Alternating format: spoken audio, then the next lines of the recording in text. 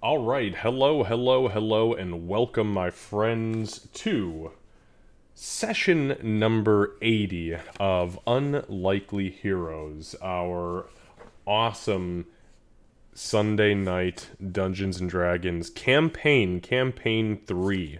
Officially, I have changed everything over in every place that I possibly can for this to be our official campaign 3, which I did not realize I was going to be running campaign 2 and 3 concurrent, but here we are. So, anyways, welcome on in. Just wanted to take a quick moment and point out that it would appear that we have somebody else who is hanging out in our in our group tonight, and it is, yes, it is the truth. We have a newcomer, a first session Dungeons and Dragons player.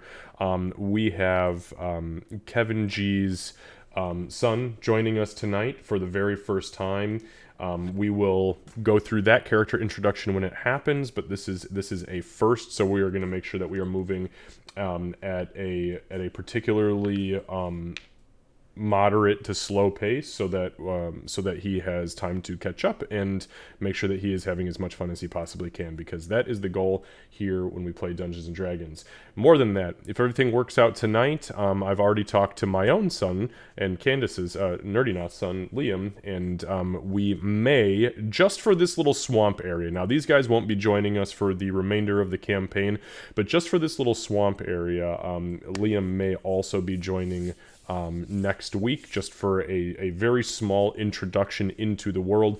I couldn't think of any better any better campaign group that I've ever run, that would be an excellent introduction for the younger generations. So Eddie and Liam happen to actually both be the same age that I was when I started playing Dungeons and Dragons, which is awesome. So this is not. I'm sure it's very exciting for them, but I'm telling you, it is extremely exciting for me too to be coaching the younger generation into the awesome world of imaginative role playing. So, I'm going to stop talking about that. You guys know how we do things. I don't pay a whole lot of attention to stream chat when we are live and streaming, but I will pop in and out on occasion, and more than that, we will be focusing on a lot of this combat and roleplay tonight, so I probably won't be over there quite as much. We'll do our quick session recap from last week, go through an experience recap from last session, and then we'll take questions, comments, clarifications before we dive on into it. So, without further ado, let me get back over to the party.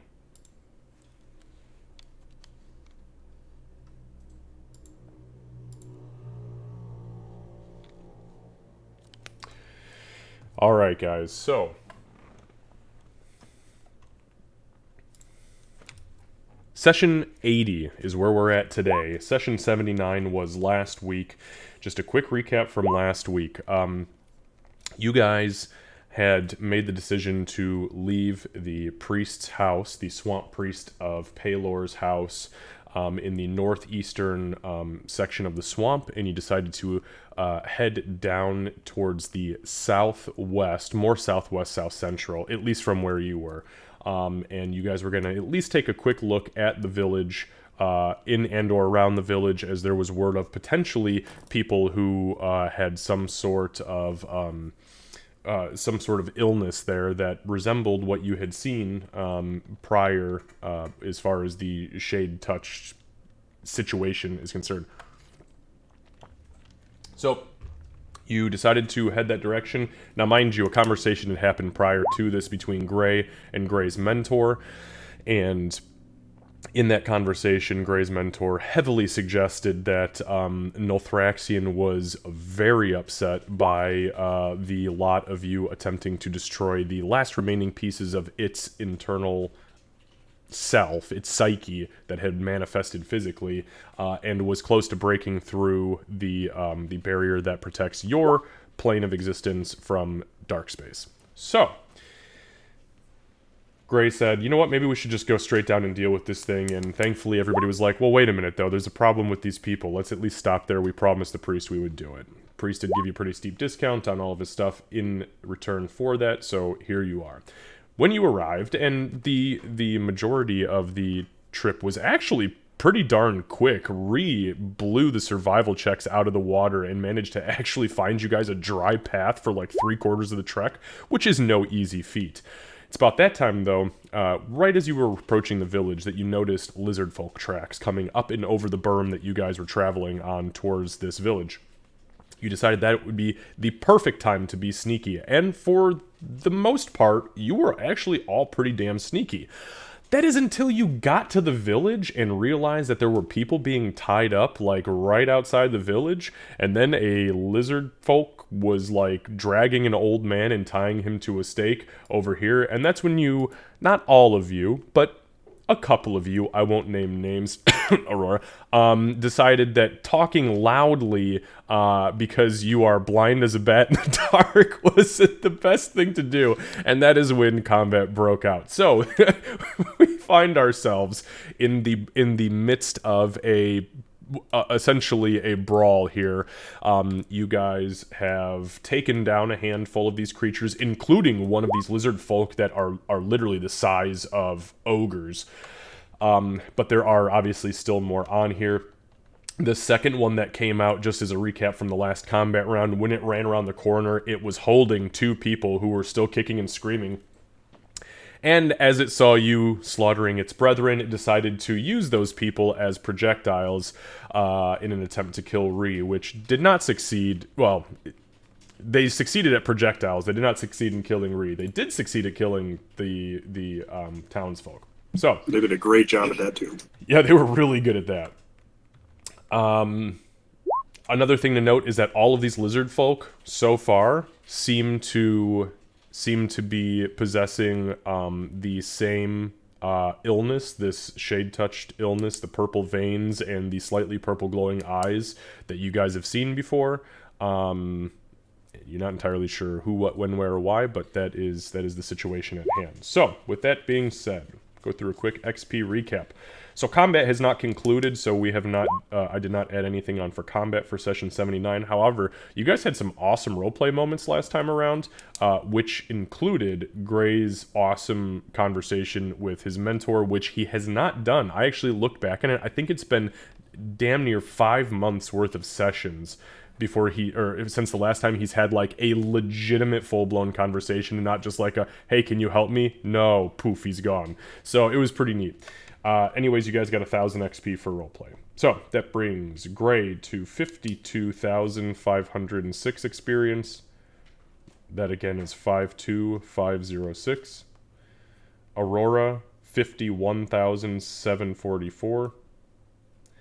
And the remaining 2 party members at 54,574. Again, the next level is level 10, and that's not until 64,000, so you guys are still just a little bit of ways, but you're on your way. We are picking today up on Monday, Jury the 11th, at 1 p.m., just so you guys are aware. And I think that is all that I have got. Do we have any questions, comments, or clarifications before I move into this? That's the silence I like to hear. So, let me go ahead and get some music going here, some ambiance.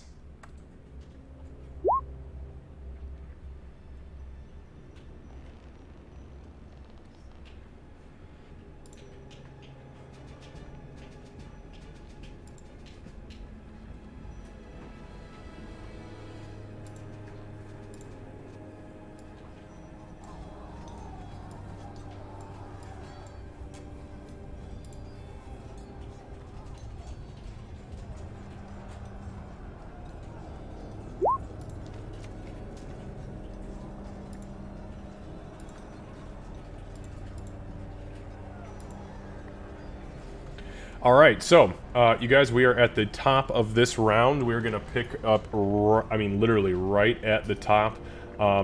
So, Eddie, you are in the initiative order now. I rolled that off screen just to make it easier, so I wasn't trying to reconfigure my entire encounter builder in the middle of the session.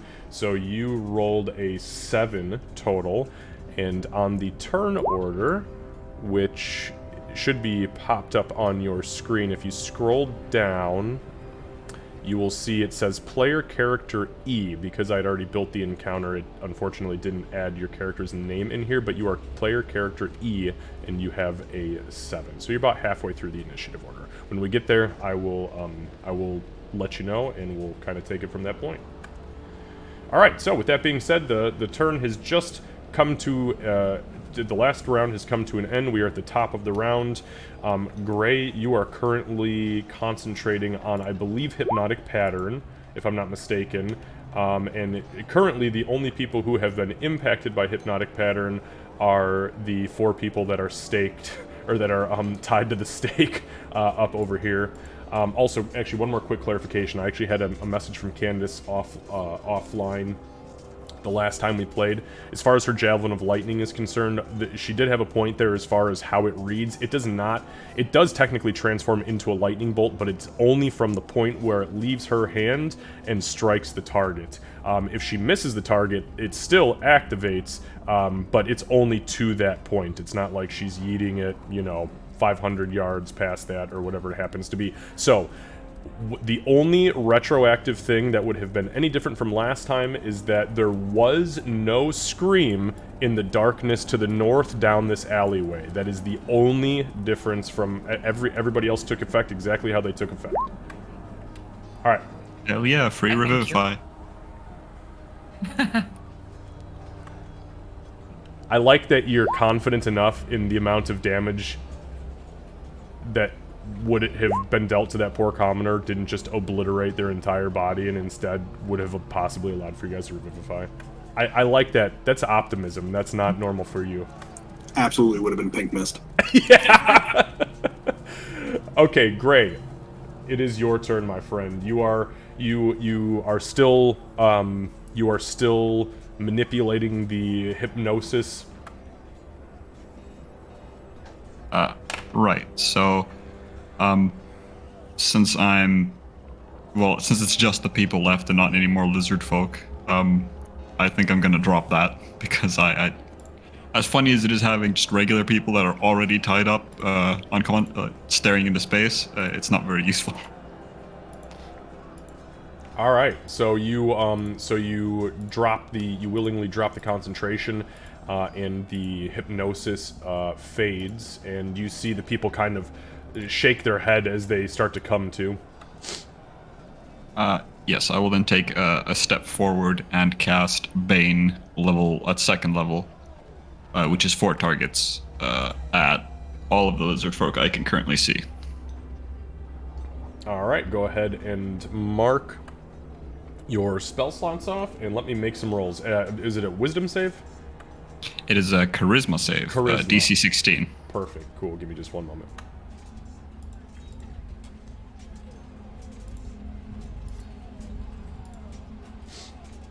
Probably coming there soon.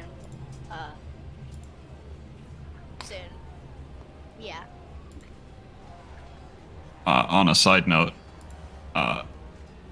I'd like to point out that I have 1 spell spent in every, level, minus my 5th level, which I only have 1 spell slot of.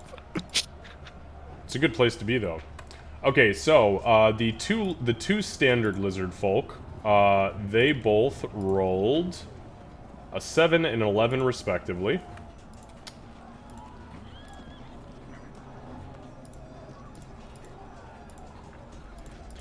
The one who has been casting spells up until this point rolled a 16 exactly, so that he resists it. And the gigantic monstrosity of a screaming and torrent of claws lizard folk rolled a 2, making his -2 bring him to a -1 total. So he definitely took effect. Such a majestic creature, that big one.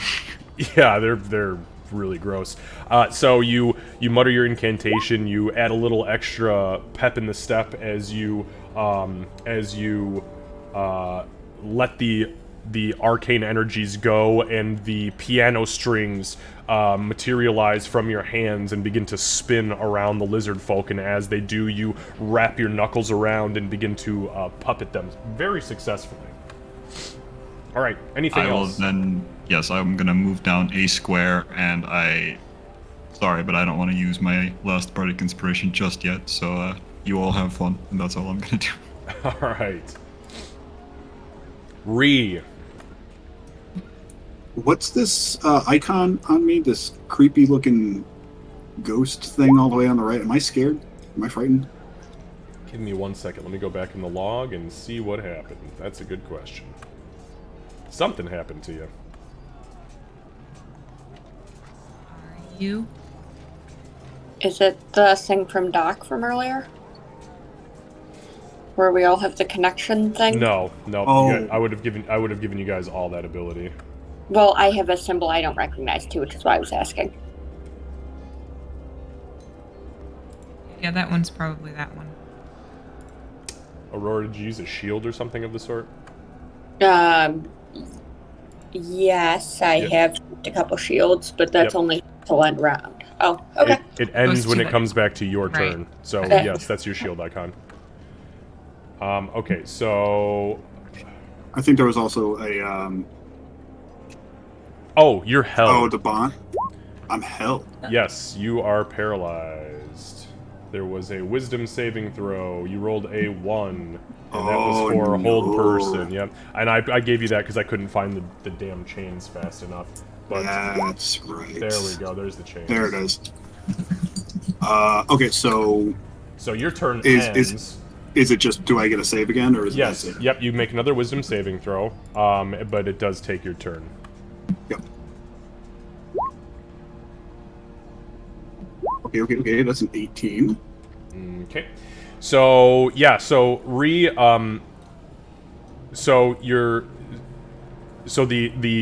bonds hit you, and you feel your whole body immediately seize up and become paralyzed. And as you feel your own rage die down out of your body, you take a deep breath, and as you breathe through it, you simply refute the chains. And as you look down, whoa, it worked. They literally broke free, and you are no longer held. Yeah, I want to think about your magic. All right. Whoops.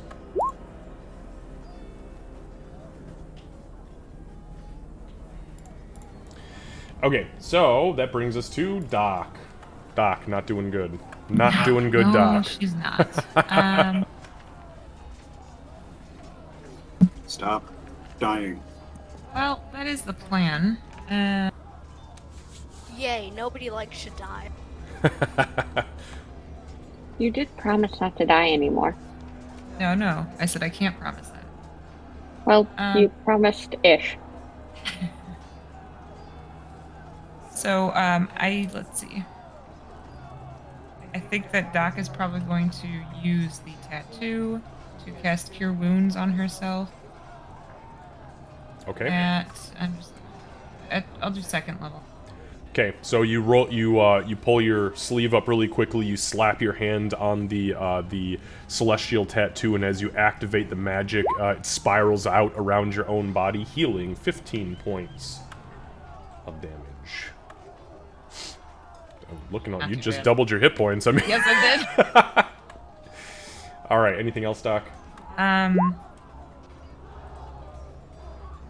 No, because that was an actual spell.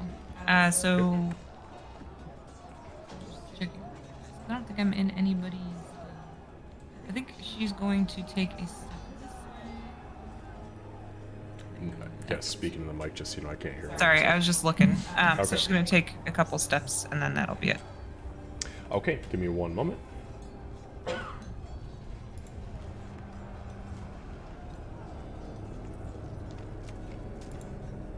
All right, Doc. So as you begin to move, the massive ogre-sized lizard folk reaches out and slashes at you, and he hit. Let's see. He rolled a 19, so that is a hit. You take 12 points of slashing damage as you begin to walk away. He immediately rends you. Oh, that's gonna sting in the morning. Oh, it's gonna sting right now. Dang. And she is gonna have a bad tomorrow morning. I can almost guarantee that. Alright. So, that brings us to the Lizardfolk. Alright, so Reap. From behind you, the Lizardfolk that is standing directly behind you is going to You sneaky little bastard. attempt to smack. You were actually killing it, and then you turned around when you got held. Because it's pretty actually, it's like really wounded. But it is going to. It's going to attempt to smack you with the club first. And it does not. You get the shield up just in time to deflect the blow. And seeing its opportunity, it's going to attempt to bite you. And again, you get the haft of your maul up, and you kind of wedge it in between its teeth, and it snarls and hisses at you. No biting. Yeah, unfortunately does not succeed there. So, Aurora.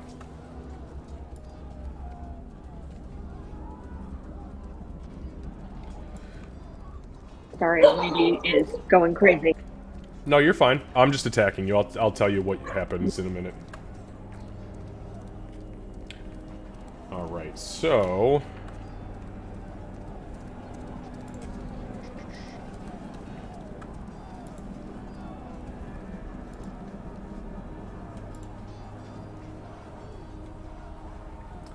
So, 17, 18, 19, 20, 21, 22. Okay.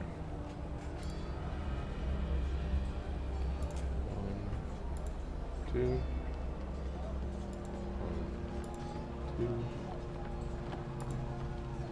Alright, so you guys watch this flurry of teeth and large, heavy, spiked clubs come down at Aurora. And with her shield still active, as it does not dissipate until her next turn, the beginning of her next turn, all four of these attacks with Gray's puppet strings cause these lizard folk to simply bounce and deflect off of the barrier that is currently magically being held around her. They seem to grow very angry. I am okay with them being angry. To be fair, I just added that for flavor. They didn't even need the D4. They rolled so bad. But yeah, you helped a little bit. It just pissed them off more, and that's okay. Alright, so...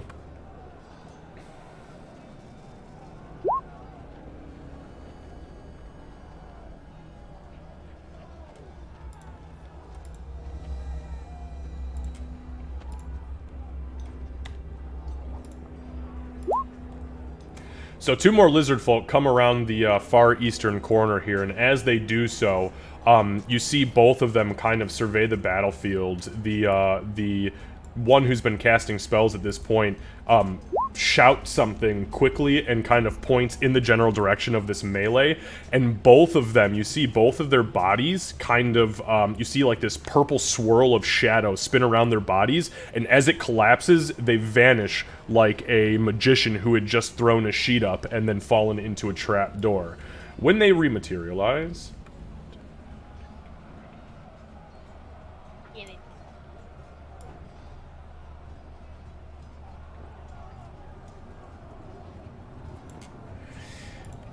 they literally rise up and out of the ground, materializing out of the shadows that are spinning around in this melee. So that is their bonus action, and now they will attack. Aurora, you are being attacked by one of them. Thank you, shield spell.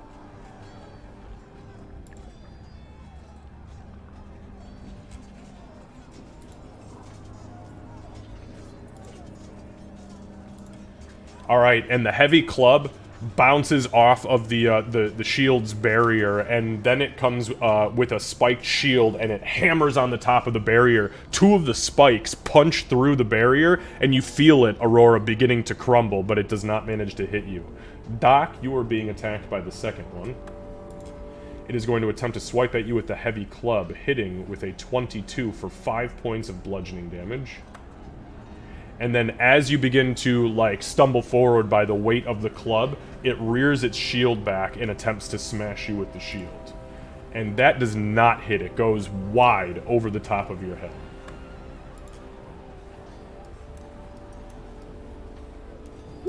Alright, so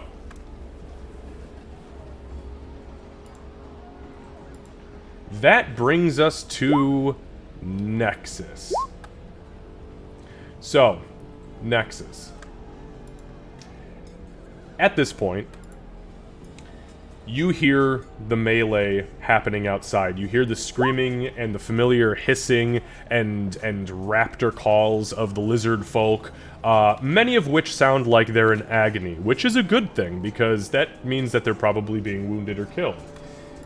You have snuck out of your cupboard, gained as much confidence as you can in this moment, especially with them looking strange this time around during this raid, and you grab the giant meat cleaver off of the table before saddling up next to the window which you currently stand at. What would you like to do? And anything, just so you know, Eddie, anything in your vision range, meaning when you turn your character, anything you can actually see, your character can see through that window or through the cracks in the houses. Okay, so I'm not very much in the combat, so I'm just gonna move my character forward, really, because I don't really... Okay, easy. And that window is wide open, and you're a small boy, so you can hop right on out. Okay.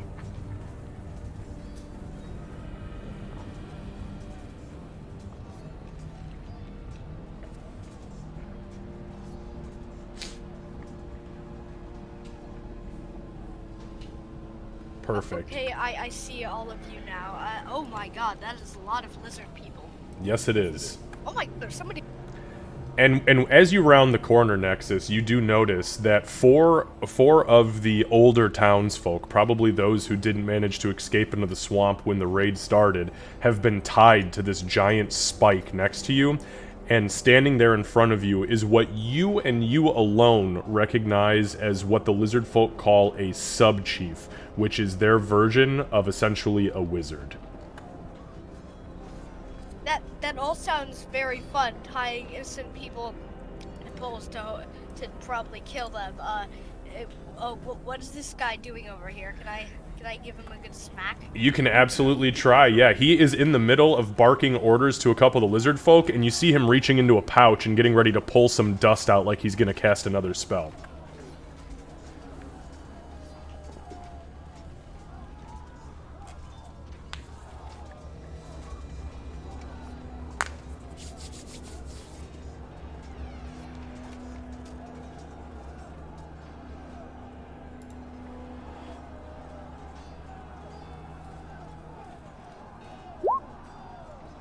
Alright, so, 15. Give me just 1 second to take a look at this guy.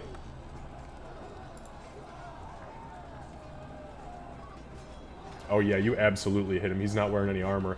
So you rear back with the meat cleaver, and as you come down, this guy looks at you, definitely not expecting you of all people to show up and to start hacking on him.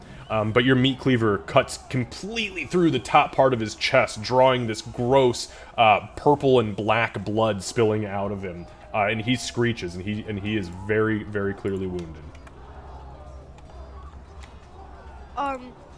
Okay, yeah, guts spilling out. Is there any way I can imprison this guy, or is that the end of my turn? I don't really know. So you, let me take a quick peek here. I do believe that you have 2 attacks. Yes, I do. Yep. Yes, so you can attack again because you attacked.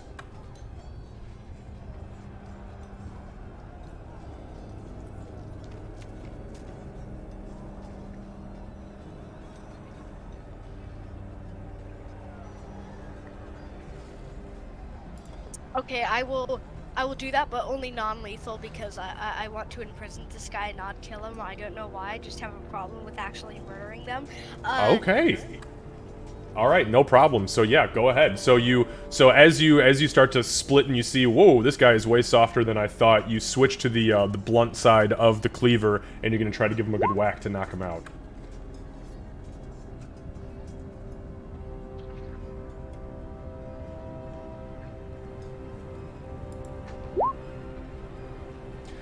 All right, so this time, as you switch up the weight of the cleaver, unfortunately, it's a little unfamiliar when you're swinging it like this and not trying to chop meat.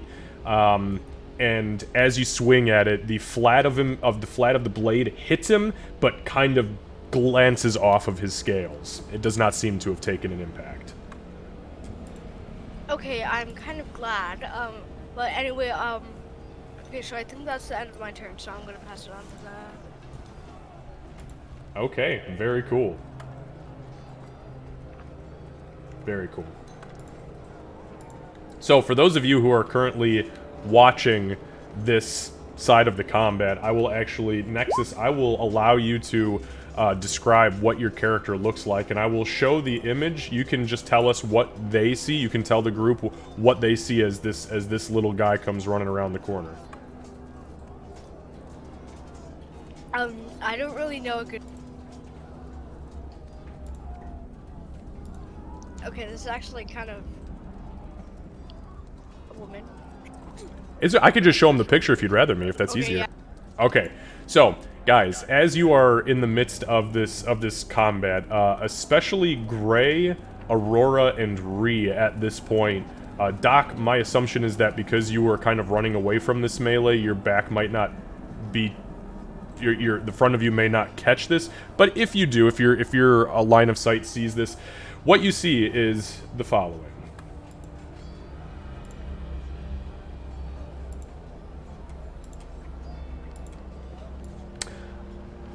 A child, a small boy, dressed the way that you see here, very not of this plane of existence. I mean, quite literally looks alien to you, but just barely alien. Comes running around the corner carrying a easily 6.5-foot long meat cleaver, slashes this caster, and then switches to the flat of the blade and begins to beat this thing down. It is very clearly elven in nature, though something is just a little bit off about the features. She's actually a woman. Oh, I'm sorry. You know what? I apologize. I thought your character sheet said boy on it. No, it's okay. It does, but I changed it because also we didn't have time to... Okay, no problem. Hey, look, I respect you. That's what you want to play. That's what you're playing. So, this young girl, this young elven girl, comes running around the corner, and which is even more hardcore now that I think about it, and absolutely guts this spellcaster before switching to the flat of the blade and smacks the hell out of this thing. So,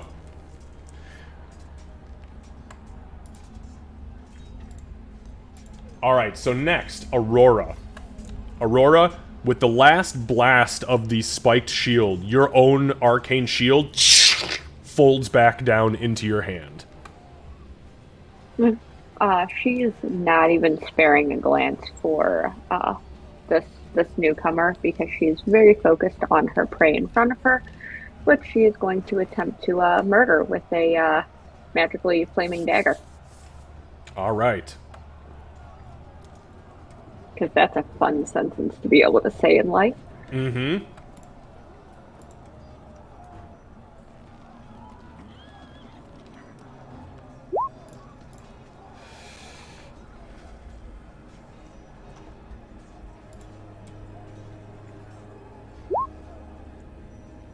All right, and I'm sorry, Aurora, were you attacking the big guy? The one that you've got marked? Guy. Okay, Yep. just wanted to make sure I'm understanding correctly. So, the shield comes down, and you squat and thrust upwards, and as you do so, you strike this thing's belly scales, and this thing's belly scales are so dense, it actually feels like armadillo hide, but like reinforced armadillo hide, and the dagger just glances off. That's okay. We're gonna do it again. I also Alright. don't remember whether it was 1d4 or 2d4 for fire. If this hits. Oh, it was only 1d4. That's what I. Yeah. Thank you. Okay, well, 27's a little bit different. 27 definitely hits. So go ahead and throw a d4 for me. Beautiful. Oh, even That is more beautiful. one hell of a dagger. Yeah. So so you find that as the blade hits the hardened underbelly, you see as it breathes in, you see a small chink, a soft spot in the hide, and that's when your Slayer's Prey instinct kicks in. You flip the dagger over, and as you thrust upwards, you just hear like literally a hot knife through butter. And this thing screams out, yeah! As the blade buries all the way to the hilt.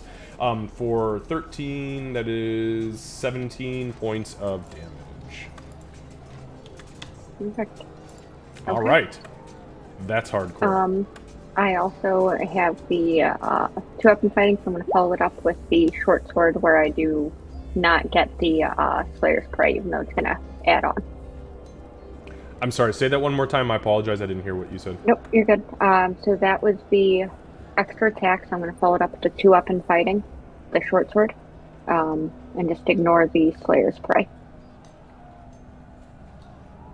Oh, I gotcha. Yeah.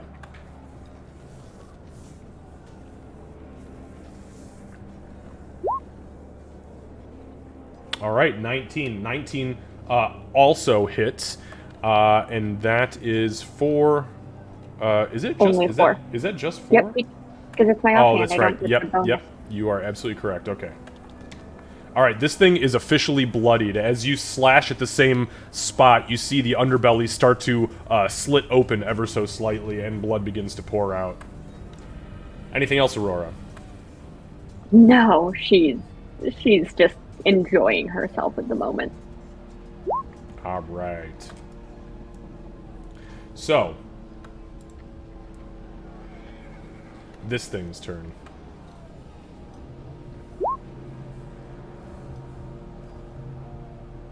So this thing...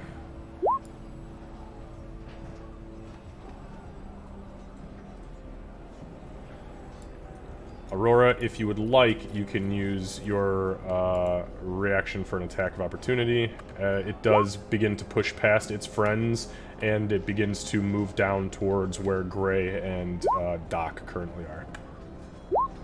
Oh, if it wasn't going for Doc, I wouldn't do it, because I want my shield, but it's going for Doc. Alright, go ahead and take your attack of opportunity. And that is a 25. A 25 does hit. Go ahead and roll a d4 for 1. So that is for... And you only get Slayer's Prey once a turn, right? Yeah, for Slayer's Prey, yes. Okay, just Hunter wanted... targets every. Gotcha. Okay, cool. So that is for 8 points of damage.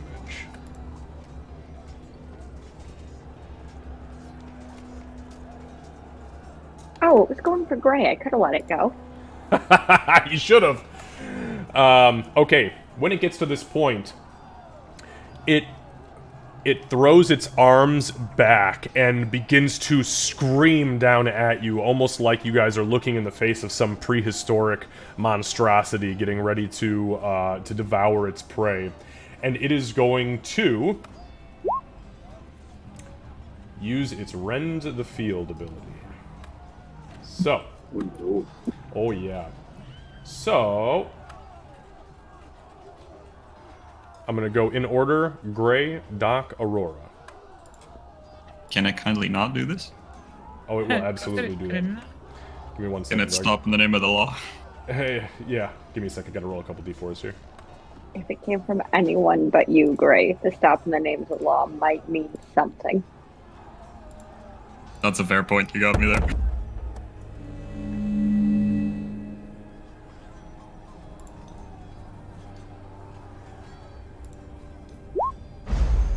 Alright. So, luckily, with the assistance of Gray's d4s, Doc and Aurora find themselves safely unharmed by this creature's 10-foot reach as it is literally swinging down furiously and attempting to grab them. Unfortunately, Gray, this creature lands an absolutely nasty blow on you, and when it does so, I am going to spend 2 of its shadow charges to give it the Shade Infusion ability to deal extra necrotic damage to you. Give me 1 second.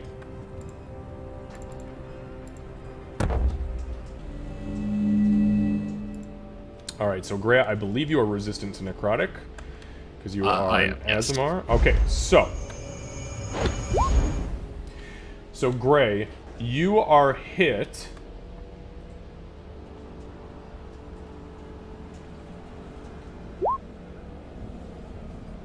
for 10 points of slashing damage, and you were only hit for 3 points of necrotic, reduced to 1. So you take 11 points of damage total, and I need a constitution, actually, I'm sorry, a strength saving throw, and then I need a constitution saving throw. Really Yeah. asking for my best stats now, aren't you, Xavier? Get a D4 for one of those, Gray.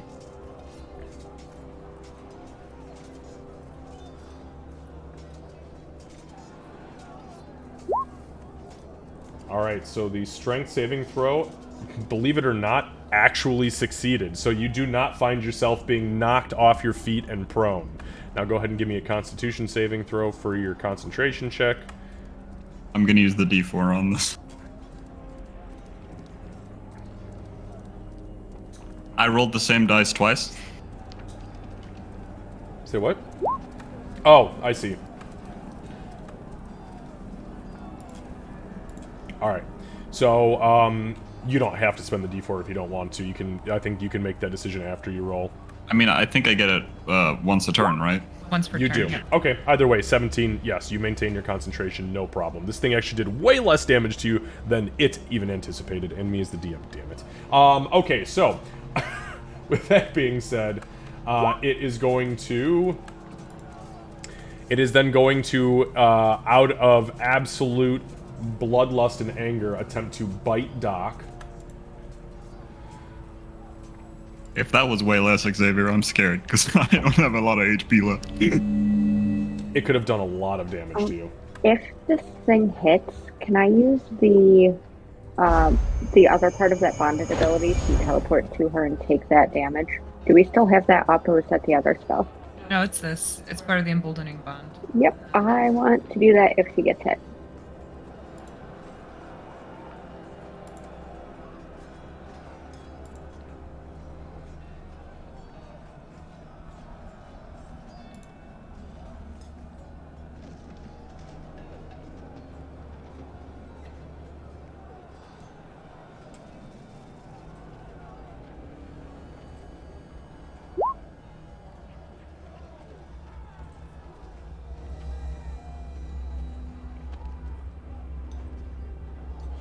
Never mind, So- I cannot. It takes a reaction. It is a Yeah. reaction, you cannot do that. Unfortunately, Doc is hit. Luckily for you, it already spent its reaction, so it will not get to pump extra necrotic damage into it. However, Doc, you are hit for 9 points of piercing damage. And now its turn has finished. And just so you know, that roll was a 22. I did roll the d4, but that still hits. Alright, so that brings us to the sub-chief. The sub-chief, who is none too happy about this young lady attempting at first to turn it into sausage by chopping its meat up horribly, and then deciding to beat it with the flat end of said cleaver, is going to... Very rude. It was super rude.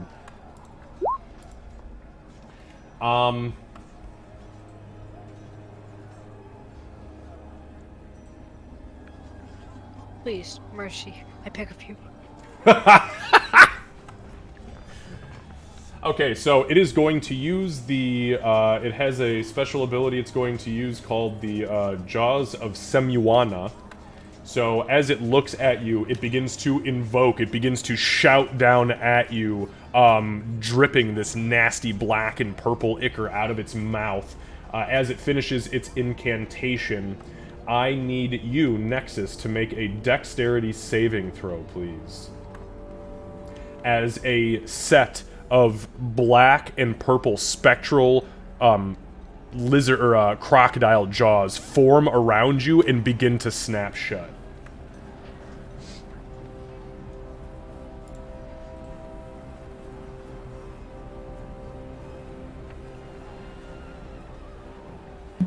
All right. For some reason, his saves and abilities aren't showing up, but his attacks are. But that was a 21. Yeah, I saw it pop up in D&D Beyond. So. I got 21.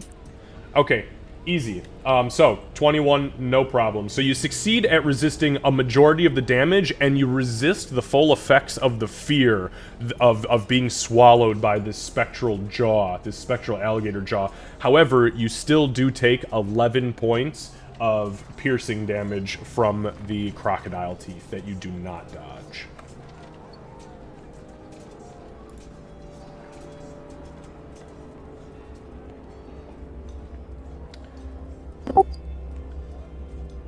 As that happens, it is going to use its reaction. Excuse me, it's going to use its bonus action. And it dives backwards. It spins backwards into the shadow of the lady on the left-hand side tied to this post, and you see its body dissipate in a puff of shadow.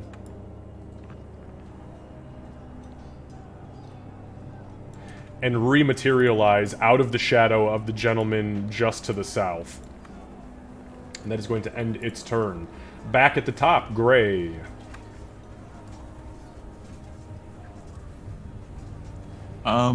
Okay, so I don't have much I want to do this round. So I am just gonna disengage. Okay. Because this is bad area, bad times. And move over here. Okay. And that'll be me.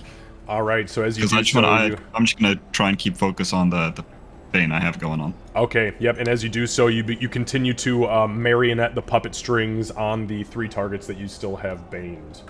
That brings us to the one, the only, the Ree. Okay, I'm feeling nice and calm. No, I'm not. I rage. Okay. I don't like this very calm, cool feeling right now. It's a bad place to be calm and cool. So yeah, she's gonna turn around. Ah! Sneaky little lizard. And she's gonna smack this one in the head. Check them too.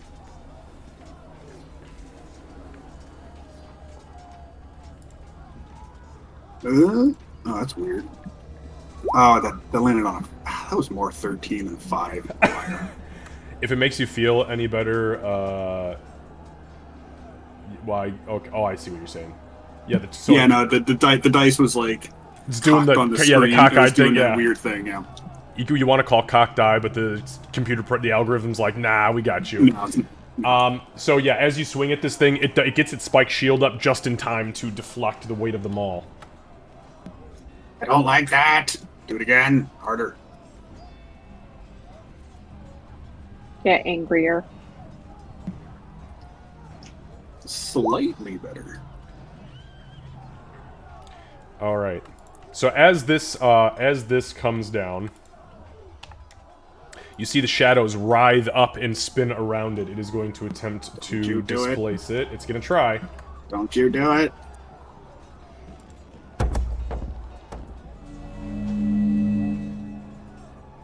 I rolled a 37. The attack still hits.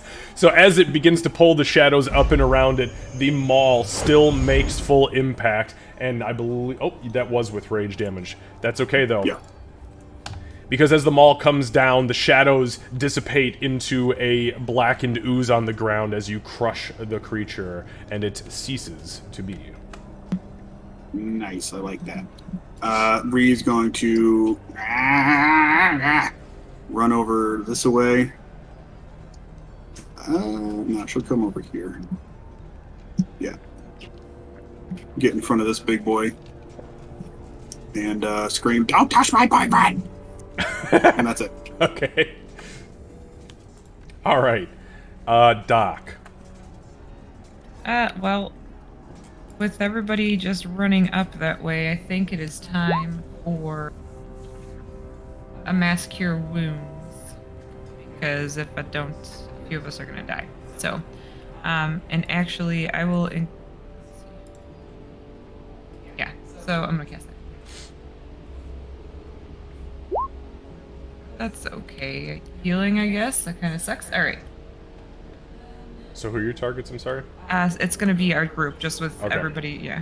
Okay, so you so as you perform the very quick, essentially pseudo ritual, you let the burst of healing energy wash over the group as your nugget flashes brilliant gold, and everybody is healed for 14 hit points, except for Nexus, because nobody knows who you are yet. Right. Be you friend or be you foe? Okay. I think that's all I'm gonna be able to do. Speaking to the mic. I think that's all I can do because I can't disengage. I think that's it. Okay, so with that being said,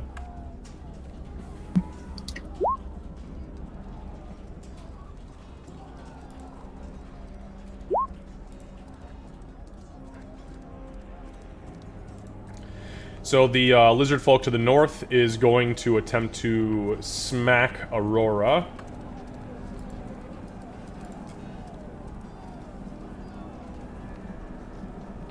Swinging first with the heavy club. And that will hit. This is the same round where I used my reaction already, correct? No, we're at the top. Yeah, We it's just new. started at the top It's of the new. round. Okay. I'm getting confused with the shield and stuff, and when I can my reactions refresh. I would like to shield then. So the shield spell, just look at the verbiage. It says very specifically it lasts until the beginning of your next turn. So you put it up now, it lasts until you start your next turn. Okay, then yeah, I would like to do that, and that'll be my last first level spell slot. Alright, so you throw the barrier up. As you throw the barrier up, the blow, because that brings you to, I believe, a 22, 17, 18, 19, Yep. 20, 21, 22. So the barrier goes up, the club, boom, bounces off the shield and shudders. In a fit of rage, this creature attempts to slam with its spiked shield. And that, even though I rolled a 20, is still not enough to hit. So the shield hits, and it just begins to hammer on this arcane shield that you've pulled over yourself. As the barrier goes up, the remaining 3 lizard men turn away from you and look at Doc. Realizing they're not getting through that barrier anymore, they begin to hammer blows upon her. So the first 2 are going to swing with their heavy clubs. So that's a nat 1. That one definitely misses. And then I've got 2 bites, but hang on, let me roll some d4s here. Actually, hang on, I don't think that... Okay, I gotta roll... Give me 1 sec. Give me 1 sec.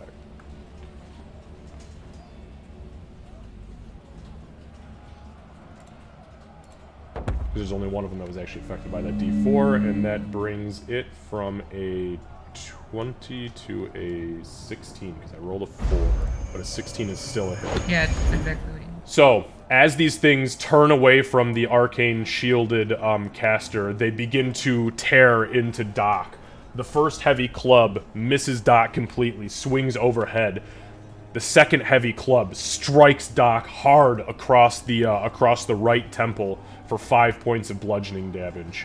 And that is when, as she is starting to get knocked off step, they both reach in and begin to bite and tear at her. one of those rolls, actually both of those rolls hitting, for a total of 13 points of piercing damage. And Doc goes unconscious.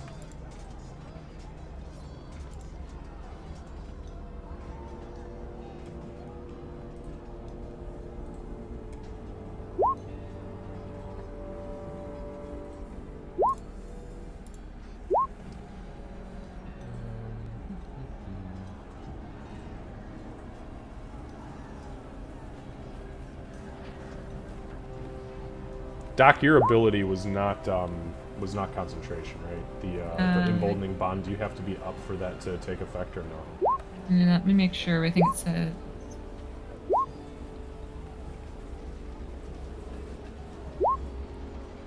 Yeah, for 10 minutes or until I use it again. Okie dokie. All right, so Doc hits the ground as soon as the lizard men let go of her with their jaws.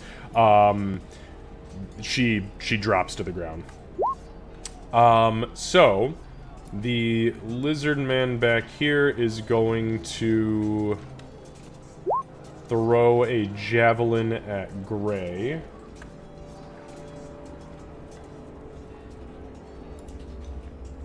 Ha! I rolled a 6. So the javelin goes up and over everybody and just kind of lands, like, Gray, you're like, oh, it's gonna hit, it's gonna hit, it's gonna hit. And then behind you, you hear just, like, this sickening, like, and as you look behind you, it's sticking straight up out of the ground behind you. Alright.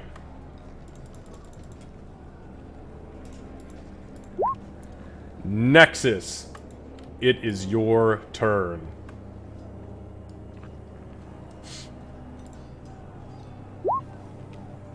I'm going to move towards the party. I don't know how much I can actually move. 30 feet. Okay, so that. Yep, so 6 squares. Beautiful. So you run up next to this small halfling woman, Nexus, who has patches of draconic scales across the top of her head and across her eyes in red and white. And she is currently holding her hand aloft with this magical pink barrier, this force field over her, as the Lizardfolk just in front of her right here is hammering on the shield trying to get through. Dang. She looks dangerous. I think you should swing at her. Well, she is a flaming Gray, dagger. you shut your mouth. Why? Gray's a terrible influence. Okay, so anyway, I'm going to non-lethally attack the guy next to him that I'm pretty That one up there, the one with the little red dot.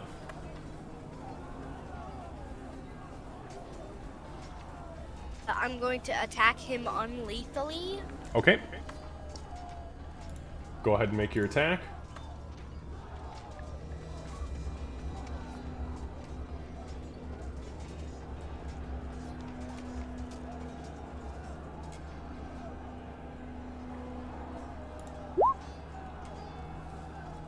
Hey, oh, whoa, that's a nat 20. Holy smokes. Alright. So, as you rear back with the cleaver, you switch from kill mode to night-night mode.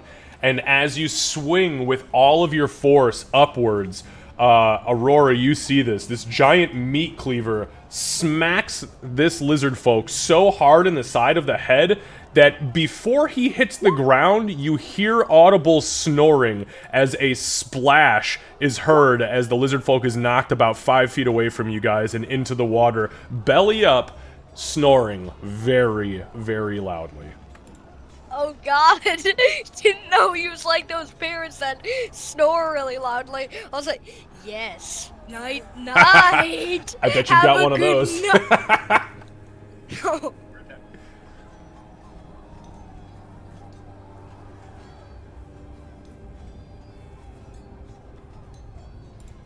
I'm going to attack that creature over there. Also non-lethally because I do not like kill. Okay. And I'm guessing you're talking about the one just to the south, just below this little halfling gal.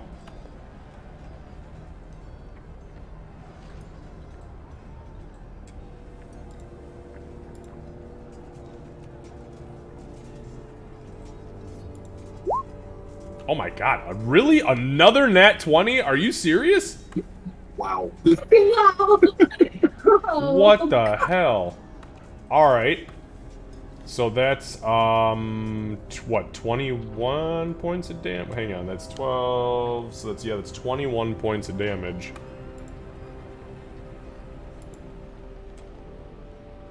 Coming out swinging. I'm ruthlessly nice. Alright, so... Kill you with kindness.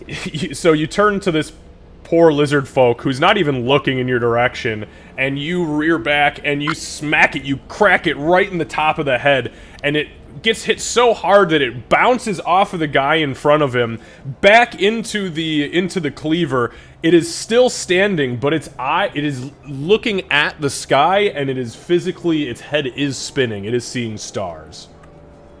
Oh God, that is ruthless. Okay, okay, he's still alive, right? He is. Okay, how is he still alive? From when he bounced back to his big daddy, then he bounced right back into the face of the cleaver and just fell right down. How is that even possible? He's got a strong will. You just didn't hit him hard enough, but barely, Okay. barely. He is just teetering on the brink of consciousness. If the wind blows too hard, he might fall over.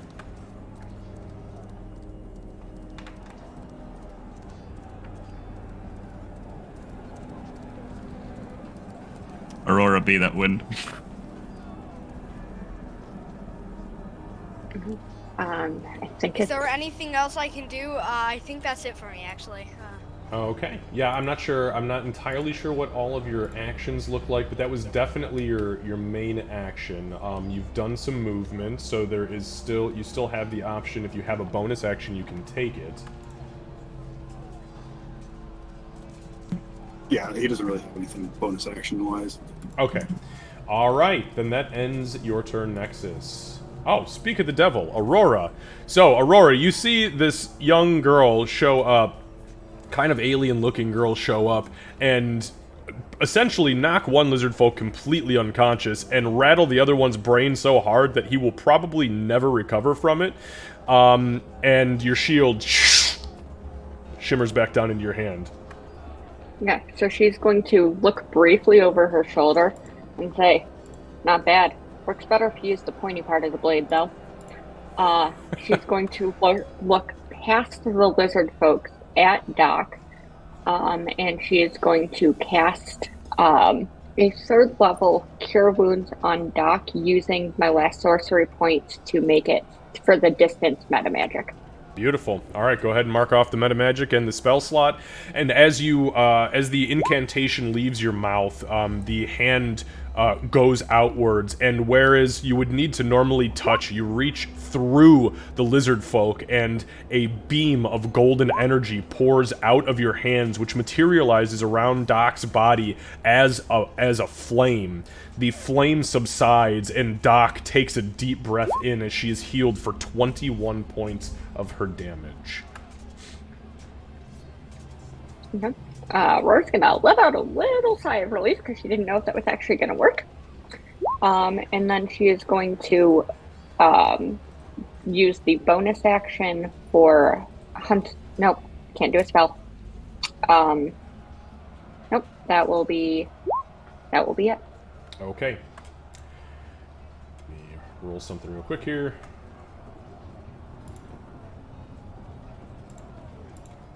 And for the record, I was going to murder a bunch of things, but Doc's more important now. That's good. Luckily for you guys, the giant lizard folk did not get its rend of the field back this turn, as that is a recharge ability. So it will begin to furiously swing on Ree. Oh, hey, I rolled a net 20.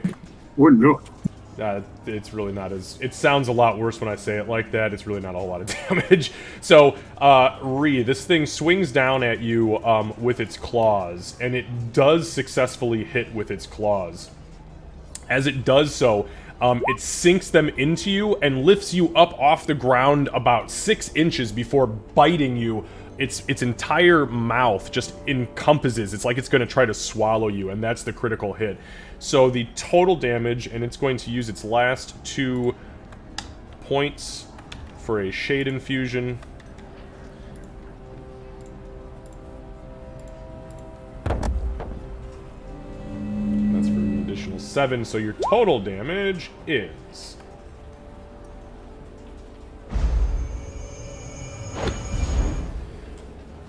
So it's 13, 29, 33, 32, 33, 34, 35, 36. So between the 2 attacks, it is 36 points of damage, with 7 of that being necrotic, but that is reduced to 18. Ow! Ree's like, I still have over 80 hit points.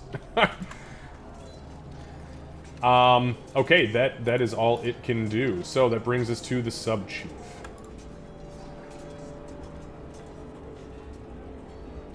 So the sub-chief begins to mutter an incantation.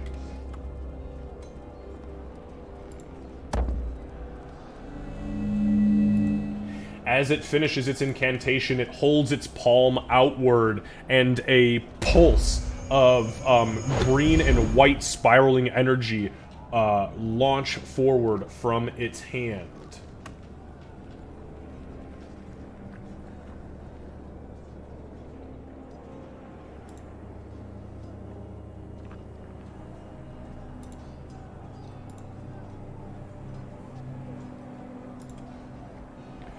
And it strikes little Nexus directly between the shoulder blades. As the pulse of energy hits you, Nexus, you fly forward and bounce ever so slightly off of Aurora. Aurora, as you look over like, what the hell was that? You see this little girl there with a smoking trail coming up from her back, and her entire body is now illuminated with green energy as you are hit by a guiding bolt. You take...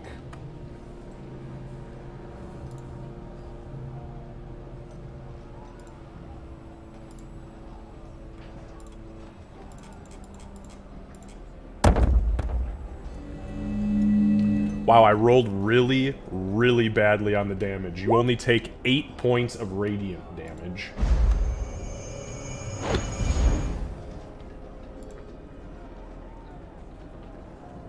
But your body is currently glowing, whatever that may mean. So, back to the top. Gray.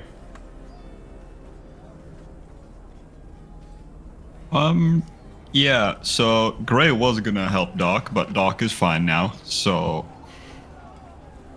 I don't know about fine, but she's okay. She's aight. Yes.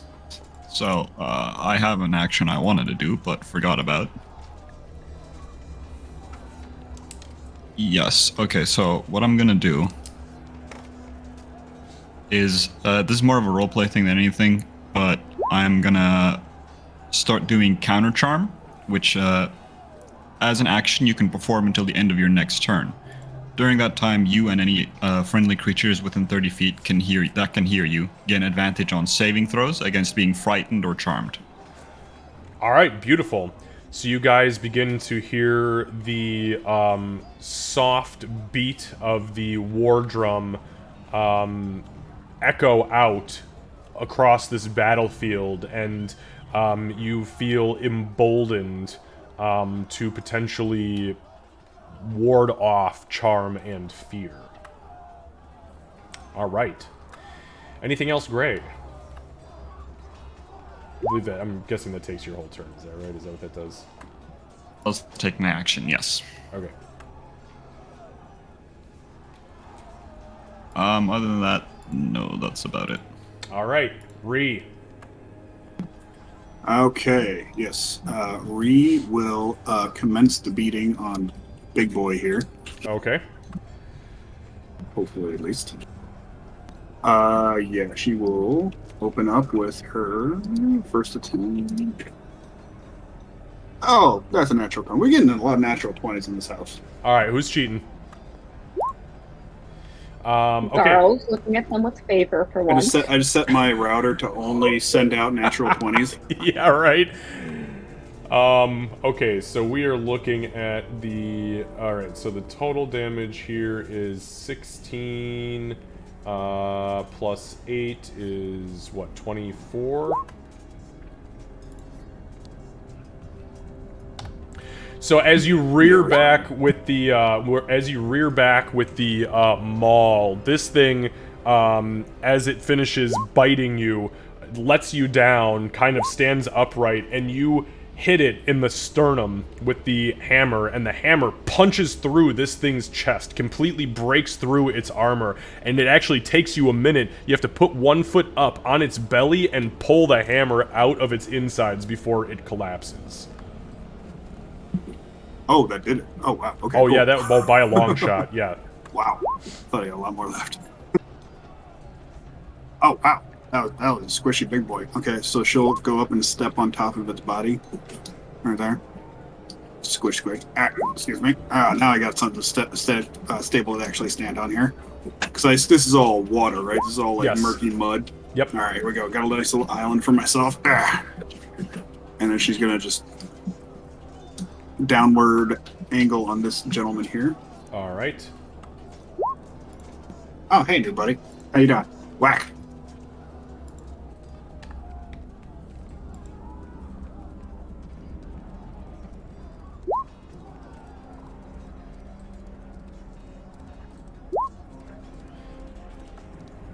I don't know what's happening here, guys. What the hell? How? 4 nat 20s in a row out of the guys are Goins hogging them house. all. I don't know. I'm so sorry. I'm calling Rick. This is not fair. Okay, so as the hammer comes down, it is going to very desperately attempt to pull the shadows up around itself. And that's a 94. As the hammer comes down, it dissipates momentarily, and the hammer splashes into the water underneath it before it rematerializes. It's a really nice roll. You ruined it. So were the previous 3. Okay, that's it for Rhea. All right. So that brings us to Doc.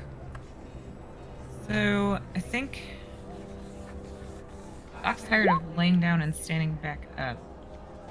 But I think she's gonna cast Sacred Flame on this. This one was the one that hit the newcomer in the back, right?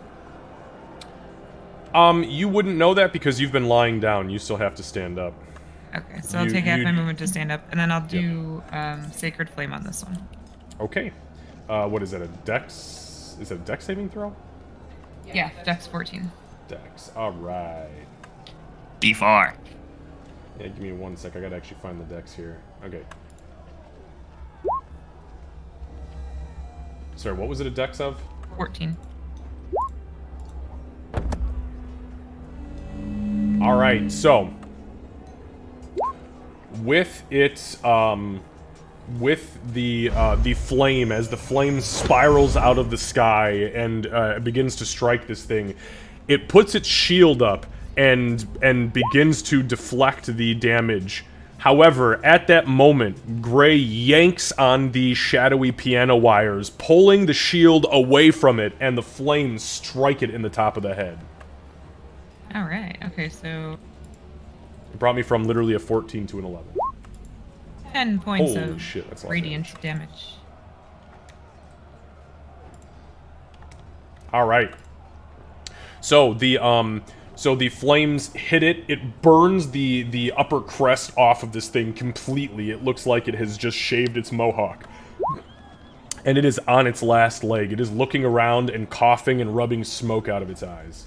And then she's actually going to, you know, knowing the situation she's in and how many times she's fallen and stuff, she's going to put a hand on her chest and then cast Sanctuary on herself at first level. Okay. Alright, go ahead and mark the spell slot, and then Sanctuary. Let's see, do I have a Sanctuary?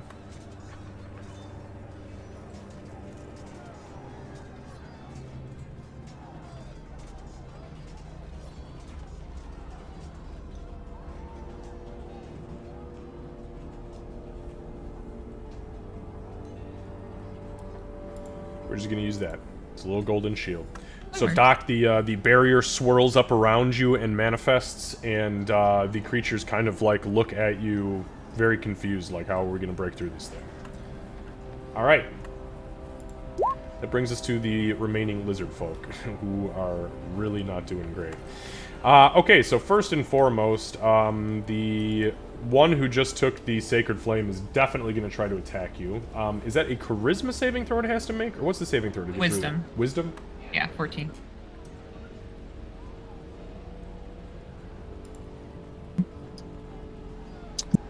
No, I mean, he rolled a 4.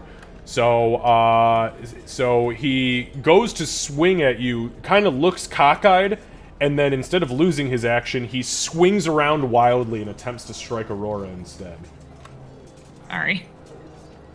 Well, that's how that spell works, right? If it fails, Yes. it has to attack something else. And if it can't attack something else, it just loses the attack. Yep, gotcha. All right. So, that does hit. I am not going to use shield, just in case I need to save Doc's ass again. That is a very, very smart thing. Trust me, as somebody who plays a sorcerer often, it is very tempting to blow all of your spell slots on shield. I have a bow with a stabby stick. That's true. Okay, so it does strike you for 6 points of bludgeoning damage. It is then going and to... Go I ahead. still had 10 hit points, it shows. Sure. So, okay, cool. I mean, I haven't hit you in like 4 rounds because of the I shield, was gonna so... say, I don't Yeah, think no, she's- that's fair. Yeah. And then it's going to try to smack you with the spiked shield, which it does not successfully do. The one to the south of you that just dissipated in front of Ree is going to attempt to smack Ree with its heavy club. Oh, hey, there is a nat 20. So many nat 20s. It's really not, again, these things are not very strong. That is for 11 points reduced to 5 because of your rage. That's with the club, and then it's going to try to bite you. That is only a 16. But what are you? Are you an 18 or a 16 still? You are a 16, right? 16. Okay. Yeah, 16. So that is for an additional 8 reduced to 4. So that is a total of 9 points of damage between the two. Doc, the lizard folk that is just next to you, the one that is not being impacted by the Bane, is going to attempt to strike you with its heavy club as well. However... Oh. Well, maybe. So, as it swings at you, the wisdom saving throw, even with the d4, is still a 16. Okay. And I believe are you 14? I'm a 16. Oh, you are 16 exactly. Okay, Yep. so it does follow through with the Oh, attack. I'm sorry. The save is a 14, but Oh, 14. Yeah. But my Okay. AC is- No, that was just to break Yeah, through yeah. the sanctuary. So it gets through the sanctuary, and it strikes out at you. Unfortunately, it only rolls a 15 to hit you. So you get your physical shield up just in time to deflect the heavy club. It is then going to attempt to shield bash you with its spiked shield, and that is a hit. I'm going to use the Emboldened Bond and my reaction to teleport and take the hit. Okay, you can move yourself to within 5 feet of her, but you have to be within melee range of the lizard folk. Yep, and it's the one that's directly in front, I believe. Correct. Yep, that's perfect. Right there is perfect. So as you see Doc, as you see it break through the sanctuary, and she gets her shield up, and then it swings with the spiked shield, you immediately activate the emboldening bond, and your whole body, like a quick white bolt of lightning, evaporates and flies through the lizard folk, rematerializes, and you throw yourself in front of the shield. Now, do you take half of that or all of it? I think all of it, I think. Let me double check. Hold on, the second creature takes all the damage instead. Perfect. So it's only 4 points of piercing damage. But you definitely, you throw yourself on the fire. That is where great granddad wants me to be, so that's okay. That's pretty accurate. All right, that brings us to Nexus. Okay, so I am going to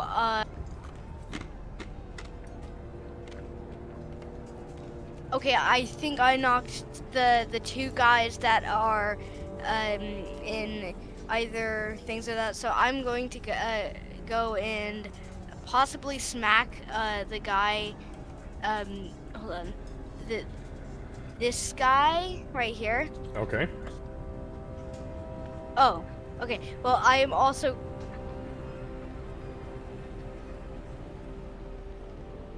I'm going to swing my cleaver at this guy.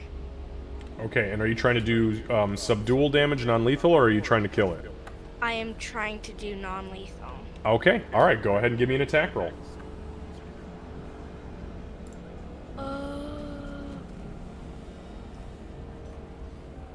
How?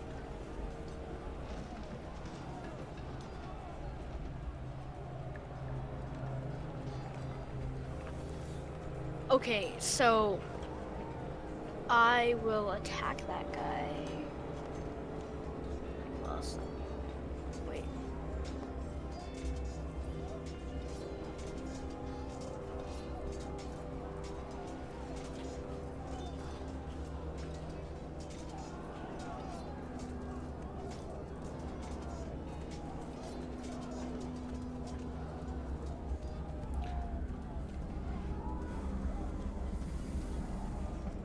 Okay, I will use my bonus.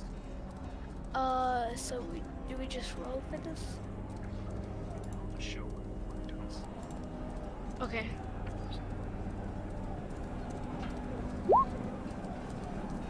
Ooh, So- Fighting Spirit. I forgot, you're a freaking samurai, aren't you? Yep. Okay, very good choice. I know exactly what that does.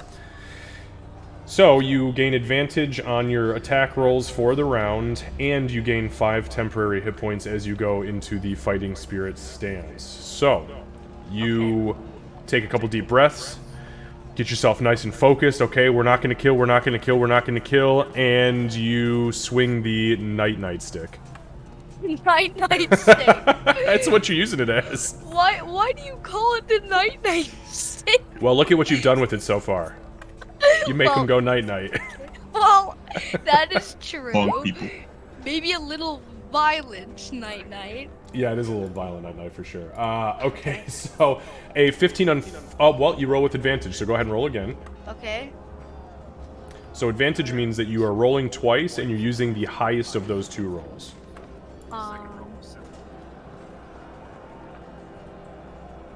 Yeah, I think so. Second roll turned out to be 17. It's not showing up again. Oh, okay. Was 17 hit? So a 17 does hit. So what was the damage on that attack? That was 11 non-lethal owies. All right. So you smack this thing upside the head with the night stick. It kind of dips forward a little bit, and it looks over its shoulder at you and begins to snarl. As it is not gone down, but you still have another attack.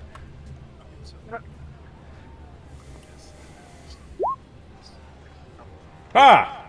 Okay, well, another 25. What is wrong with us? Well, I was going to have him roll with advantage, but I guess he didn't need it. You really don't need to. No. Okay, I think I'm actually going to attack the other guy, okay, I did not mean to put that check mark. I shall go, yeah, I'm going to, hit this guy this time. Okay, that was the what? So that was the nat 20 that you were just using. Okay, understood. So you smack this guy in the back of the head, and he lunges forward at Ree. Ree, being very dodgy little goblin that she is, ducks, and this thing flips over her.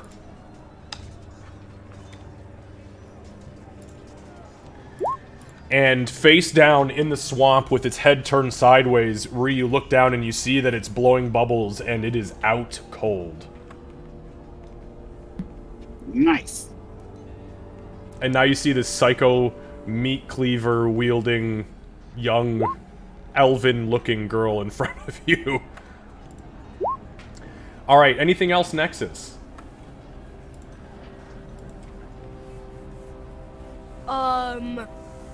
Okay. I don't think I have anything else I can really do. So, yeah, that's it. That's the end of my turn. Okay, perfect. For this being your first soiree into D&D, your action economy and the way that you're progressing in your turns is very, very good. All right, that brings us to Aurora. Well, I'm now in a different spot on the field that I intended to be. So she's going to look at Doc and say, just get behind me and stay upright, please.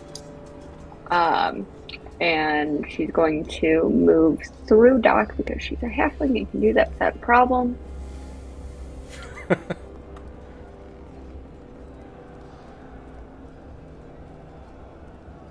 And we're going to do a little murder. So the first stab is going to be at the one that is up top. All right. Assuming it wants to tab over to my actions, that would be fantastic.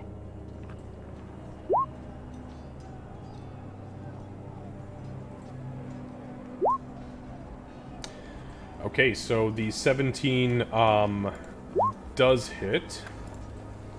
Ignore the prey. I don't have it up at the moment. I just didn't fight with turning it off of the little extension. So Okay. that'd be 11 total anyway. So it is going to attempt to pull the shadows around it and displace itself from you. Unfortunately, it rolls a 38, and that is the last reaction this bastard will ever take, as the remaining 2 hit points that it had cease to exist, and as you thrust the dagger up, the sizzle of hot blade against soft lizardfolk belly meat begins to permeate the air, and as you withdraw the blade, it crumples over and takes a few short and quick breaths before transpiring. He did. Yeah. Perfect. Let's attempt to stab the next one then. All right.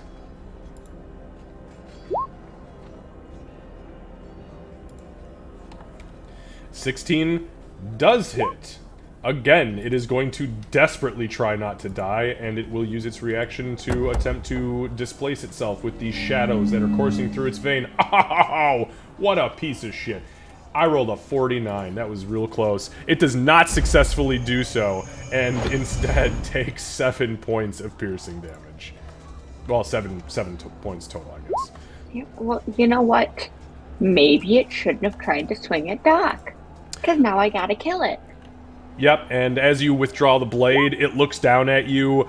Some organ comes out with it, like some small intestines kind of bleed out with it. And as it looks down, you see now, for the first time, fear in its eyes, like, oh, those are supposed to stay in. And it begins to kind of like teeter, but it's still upright, barely. Not with that final hit, it's not. They're supposed to be intestines, not outtestines. Well, its reactions are gone, so with the final thrust of the short sword, you drive it up in through the bottom of the jaw and out the top of the skull, twist, and as you pull downward, the entirety of this creature collapses with it, and it ceases to be. Anything else? No, I think that was the vengeance that she needed to take that turn. I agree.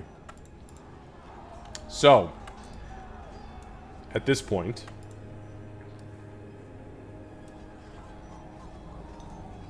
the sub-chief looks very concerned. And as it glances around the battlefield,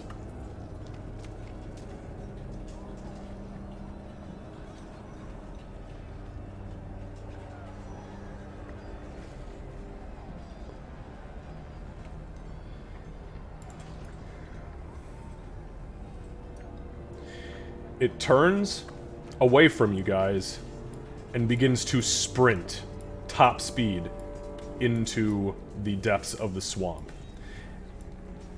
As it exits your vision, you see its body swirl with dark energy as it collapses into the ground. Very familiar of when you see these things shadow jaunt, and it vanishes. It is out of sight. You are not entirely sure where it has gone, but you know that it has just utilized that ability to attempt to run.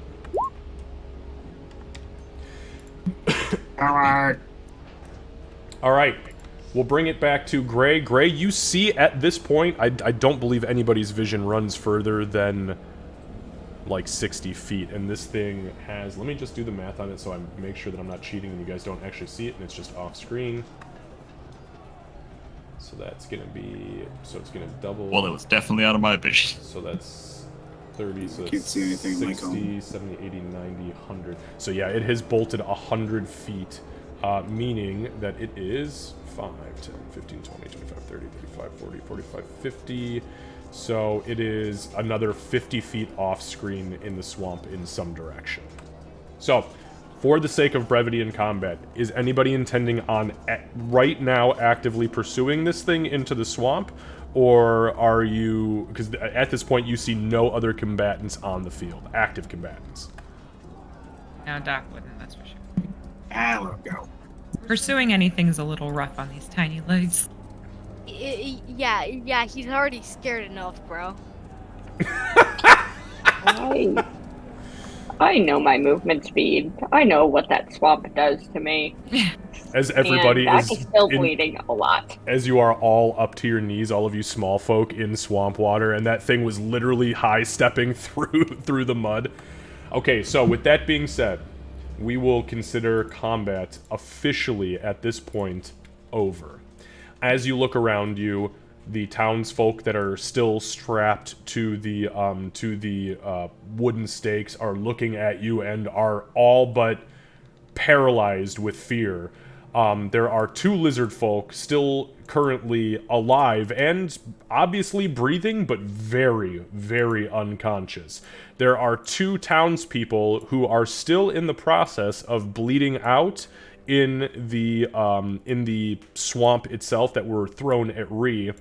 And in front of you, you guys see the facade of this young...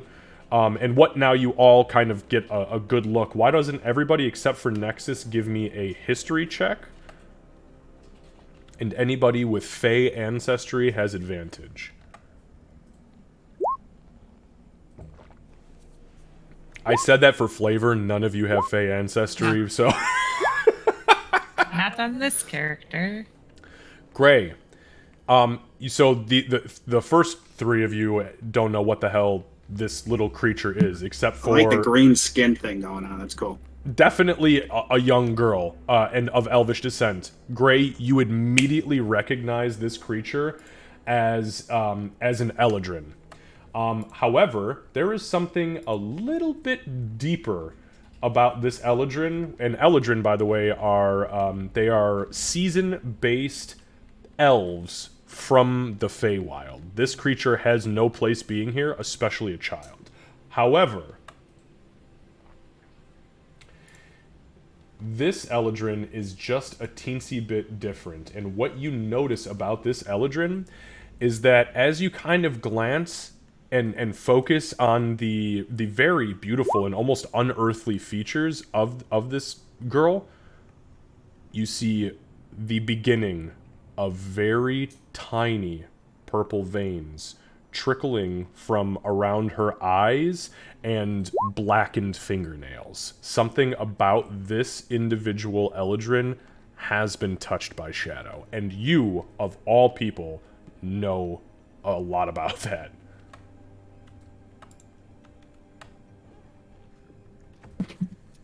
Okay, So she has the purple veins, right? But very I mean, it's not like people who are full blown, just little teeny tiny ones starting around the eyes and blackened fingernails. You would immediately recognize it as a creature that has been touched by shadow. Not necessarily shade touched like the other entities, but has definitely been touched by the Shadowfell in some way, shape, or form. Okay, in that case, I'm gonna use a cantrip I haven't used in a long while. Uh-oh. Vicious Mockery? I'm No, I'm just kidding. I haven't used that one in a while, but mainly because Gray's too scared to kill anyone. That's fair. No, I'm gonna use message. Okay. On Doc. Oh, you haven't used it on Doc in a while either.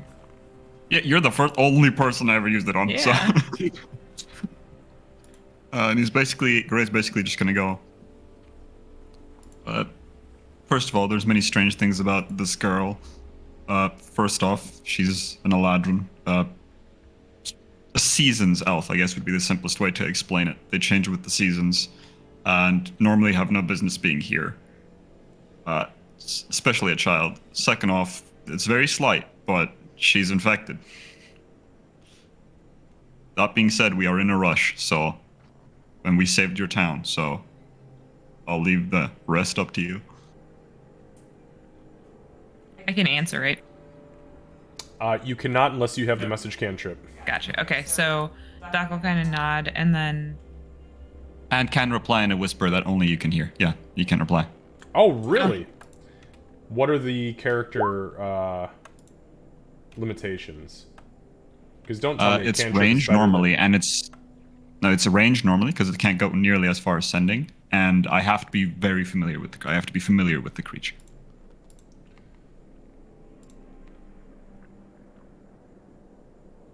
Okay. And if there's anything blocking the way, it doesn't work. Okay, so as this is happening, the rest of you don't take any particular notice. Although, Nexus, you do see the funny man, the funny-looking man with a very small halo beginning to form above his head. He kind of puts his hand up in front of his mouth, and his other hand points directly in front of him at the small gnomish woman, and he holds his hand there for a minute, and then you see the small gnomish woman, she begins to whisper something under her breath, and it's just kind of an awkward moment. While that's happening, though, Doc, you can go ahead and give your response if you'd like, and then we'll move forward from there. Okay. Yeah, Doc would say, good to know. Let's not jump to conclusions, and, yes, we're in a rush, but give me just a second. How tall is your character, Eddie? Do you know how tall your character is? This matters. 5'8", I think. Okay, yep. Towering over me. Alright. So, Doc will, approach and look up, I guess, at the child.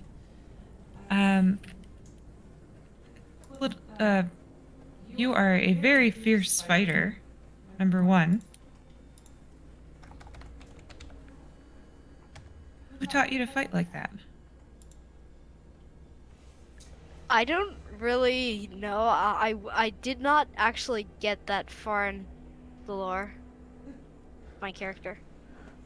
So well, you are more than welcome to make it up, whatever your heart desires, as far as who may have taught you how to do that. You are welcome to create that yourself. There's no pressure. You could also tell her character that it's none of her damn business. So there was this.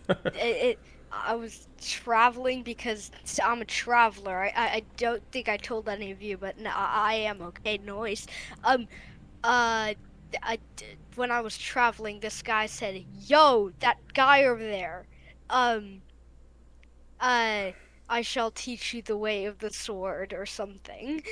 And then just yeeted me a sword, and after like a few weeks of training, noise.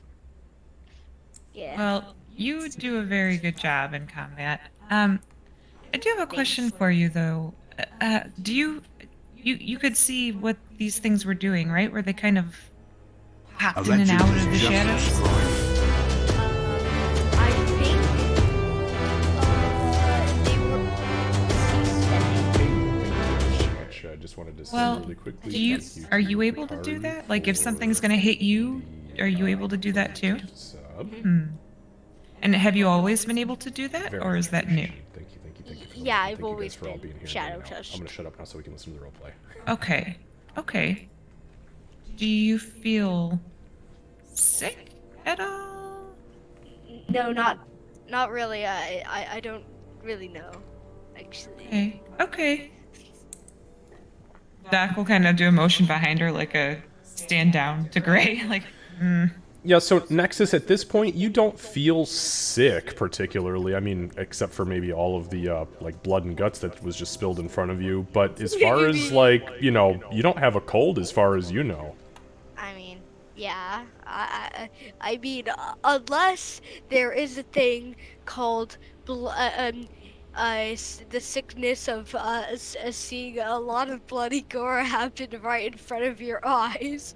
Oh, yes, they call that mental trauma. Yeah. Aurora and Gray, Okay. please make a Pretty fun. perception check.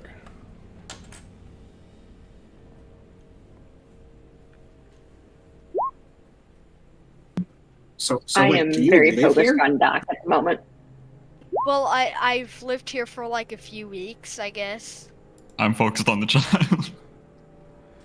I always walk to other places because I don't feel Let's go, comfortable Aurora in one twins. place. Doc, make a perception check.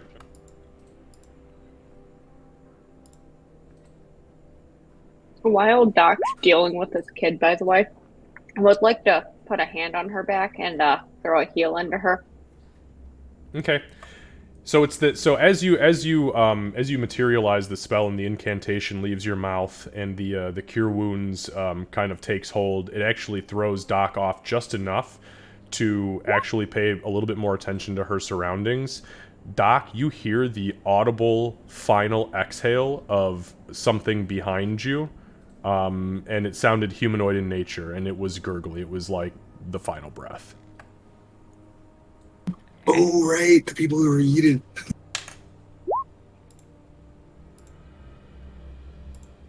Huh? Oh yeah, those guys. Oh, right, Yeah. yeah, we gotta take care of some of these people I didn't hanging up realize here. there are people dying over there. Well, Oh, if any- yeah, sorry. The monster lizard just kind of yeeted a couple people at me. I thought they were dead. I guess they're dead now. They Well- are now.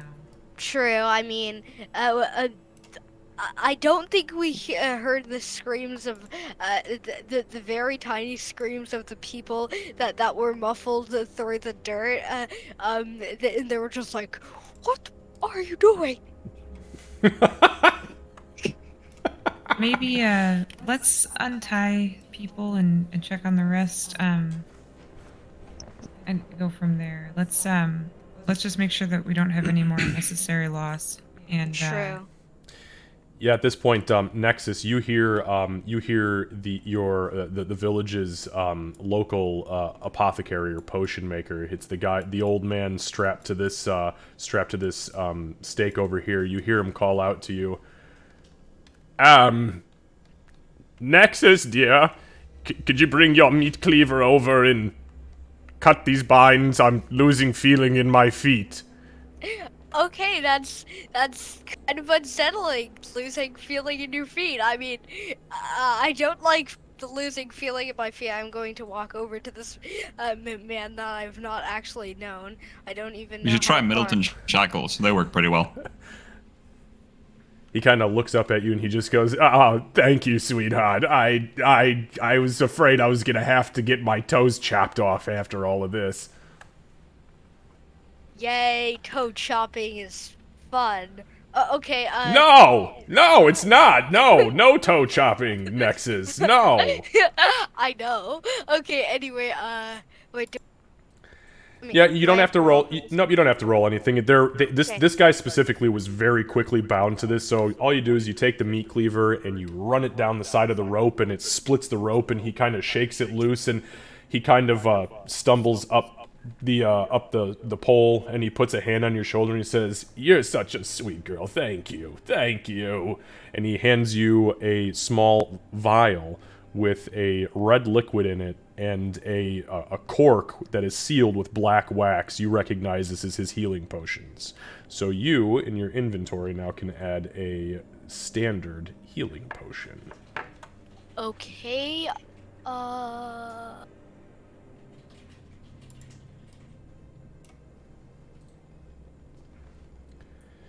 right. So, what is everybody else doing as this is transpiring? You as you approach these essentially swamp farmers.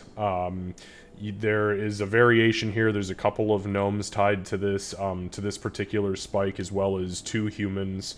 The guy kind of looking out towards you guys probably looks like a stable hand of some sort. He looks like he throws something heavy all the time, because from the waist down, very, very skinny. From like mid-chest up, the dude is absolutely rocking muscles. And he looks at Ree and Doc as you approach, and he says, "What in the hell was up with them lizard folk? That ain't normal for them to come like that. What? Did you see that big one? He just started throwing people. Oh, shit. I don't know if Jesse's gonna make it." Kind of like looks past you guys. At the people who just gurgled to death. Well, one of the 2 gurgled to death. Okay, well, I'll go check on Jesse. Doc will head over that way. Aurora, by the way, is like glued to Doc at the moment. Doc is not getting more than 5 feet away from Aurora. As Doc walks past Gray, he's gonna go, "So what do we do with these ones?"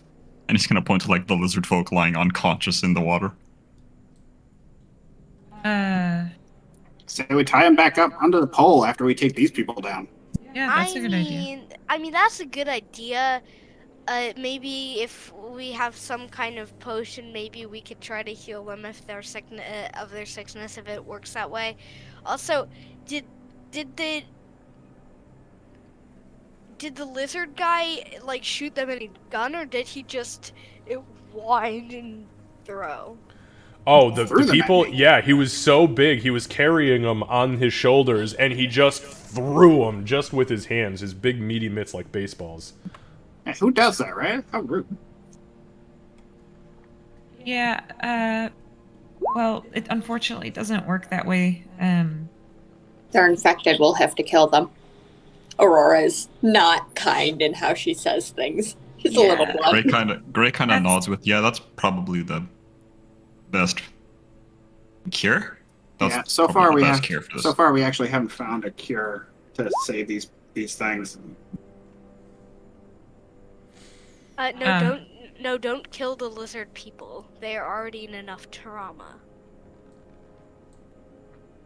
Well, maybe- The stable hand kind of he kind of calls over and he goes, "Nexus, sweetheart, I know you got a heart of gold in you, but I mean, this wasn't like them. The last time they came, they didn't look like that. They weren't eating people and yeeting people. They didn't do it like that. You know how they are. They come and they get their food and they steal supplies and they run off into the swamp. This time they were chomping at the bit, literally. I mean, you got a way to fix them?"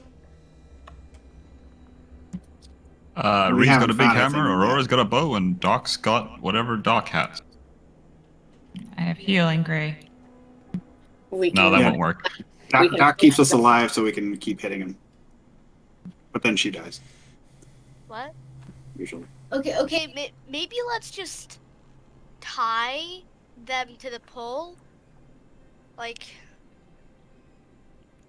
Fend dog? I don't think tying them down would be best. They can turn into shadows, and I think they should be able to get out. I mean, true. During this, Doc is checking these people because if she can save one of them, she'd like to. Sure. So, Doc, you approach the female in the water. As you get to her, go ahead and give me a medicine check.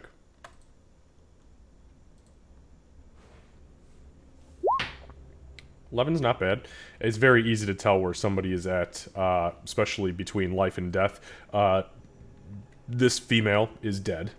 And not only is she dead, but she has become dead to the point where you know she would require more than a revivify. Right. Go ahead and make a medicine check as you approach the male.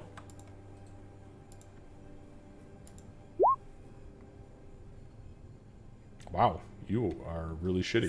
Has it been 10 minutes? Because if not, I want to add my damn D4 from the bond. No, it hasn't. That. An 11. All right. So you look down at this individual. This individual is also dead.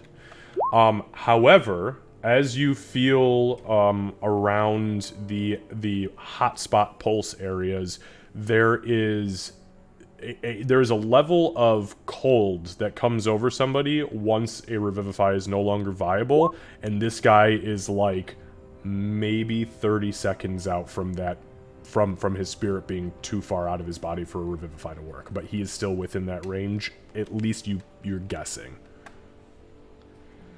Do we want to heal? Do we want to fix?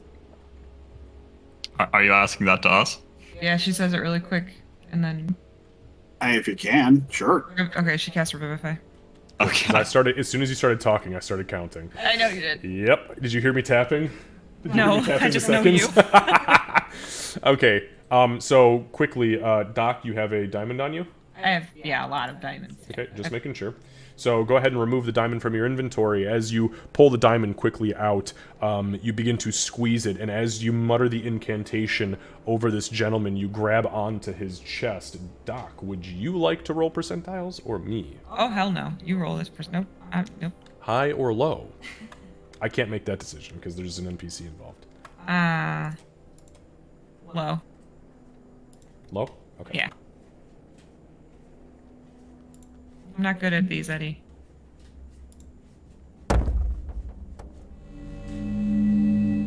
All right. Now, the good thing about commoners is that it is very rare for somebody to spend the resources to bring commoners back from the dead via any form of resurrection magic. It just typically doesn't happen. And swamp-dwelling commoners are particularly useless in the eyes of the greater realms of the world. So that usually means that if you're going to revivify them, they typically only have the 1% chance of failure. Lucky for you, I rolled a 24. So, that 24 allows you to successfully, as the flash of divine energy goes off, Doc reaches her hand into the air, the diamond dissolves, and a beam of light opens up through the blackness above you guys and bursts downward on this gentleman's body. And it is at that point that he coughs a mouthful of blackened bog water out into Doc's face and takes his first inhalation as he is successfully revivified. Doc just like pats him on the back. That's right, get it out.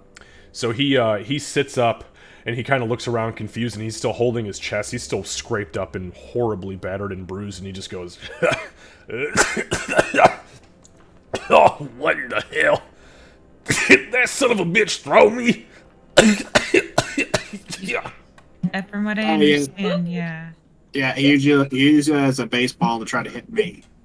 Yeah, really rude. Yeah, he did throw you for miles. It was pretty funny. Oh. Wow. Not funny, but it was impressive. I saw the light. Woo. You curved a little.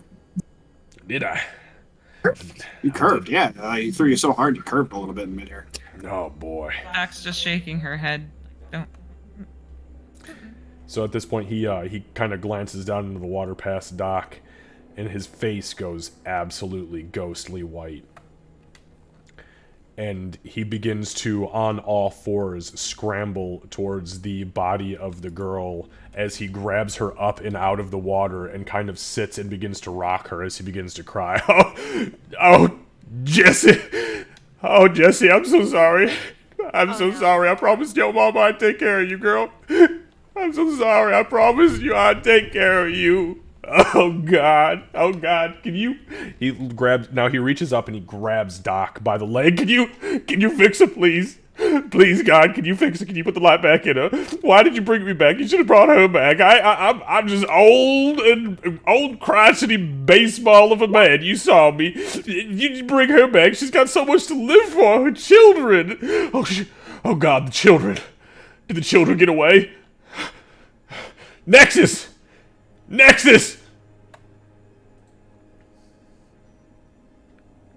As Doc is getting throttled, she's like trying to talk to this guy. Just kind of looks helplessly over at Nexus. Hey, kid, I think he's calling you. Okay, I shall move. I don't know if I have anything that can actually. You went quiet on us again. I shall There we go. revive. I don't really know if I even have reviving things. Also, wait, where did the female go? She's over here in the Oh. water. So yeah, you don't have anything that can revive, but as he sees you kind of break through the crowd of people, as now my assumption is that Ree has started to cut people free and they're starting to move around. Yeah, she's untying these people the best she can. Probably like tearing rope more than really untying. All right, so people are starting to kind of move and mill about now. Nexus, as you approach this old man who you recognize as one of the guys who does like the rice and the grain processing. His family, they're essentially rice farmers in the swamp. He has a couple of kids. One of them you don't know where he's at. It's another boy, and then this girl is the girl who is unfortunately is now deceased. She has 2 kids who are a little bit younger than you, and the other boy that you are aware of, the boy who has the imp, they all go into a similar hiding spot like you do when these creatures show up. So you haven't, nobody's gone looking for them yet, but you know where they get hidden, and it's usually in the cupboards. But he looks up at you and he goes, Nexus, did you know where the boys are? You know where the kids are? Actually, I don't even have any idea. I don't really know where they actually normally hide in this. So we'll say that they hide out usually with you, like in the cupboard where you would have come from, back in the house that you jumped out of the window of. I think they like go in that place over there, as he points to the place I came out of. He kind of blinks through tears and now starts to wipe tears out of his eyes, and he goes, I gotta take care of my baby here. Can you go on and get him for me? Can you get the boys? Don't let him see the mama like this, though, okay? I need you to just take him somewhere else for a little while. Sir, what I can do is I can't fix it right now, but if you can put her somewhere safe, then as soon as I'm able to return in the next day or so, I will bring her back. He kind of, you know what? Make a persuasion check. I know that's legit, but this man is distraught. While Doc is saying that, Aurora's going to rummage in her bag for a little bit, or for just a second, pull out a roll of vellum and nudge Doc with one arm and hand it over without saying a damn thing. Doc will turn and look at what she's handing her. She is handing you a scroll of Raised Dead as an option. You do also have the whistle. Oh, Lucy! We don't anymore. What Oh, whistle? that's gone. Oh, that is terrible. Whistle What that in the could bring world? someone back as undead. Yeah, it would bring them back. It would summon them as their body as a zombie. So Doc wouldn't even hesitate when she recognized what it was. She would start using the scroll because she doesn't do orphans. So. Okay, you know this is an hour-long ritual, right? I guess that's true. I believe it is. Lucy's gonna lose Isn't his Raised shit. Dead an hour? I think it is. What? Am I wrong about that? Hold on, I'm looking. I think it is. I think. If you're gonna do that, should we maybe like move her out of the muck first? Yeah, it is Yes. 1 hour. And Okay. yeah, she's like in the arms of this guy. You gotta like get a ritual prepared, like you put her in a circle. Okay, yeah. So, Lucy? I know you said, Lucy, Gray. I know you said we have to move fast, but do we have an hour?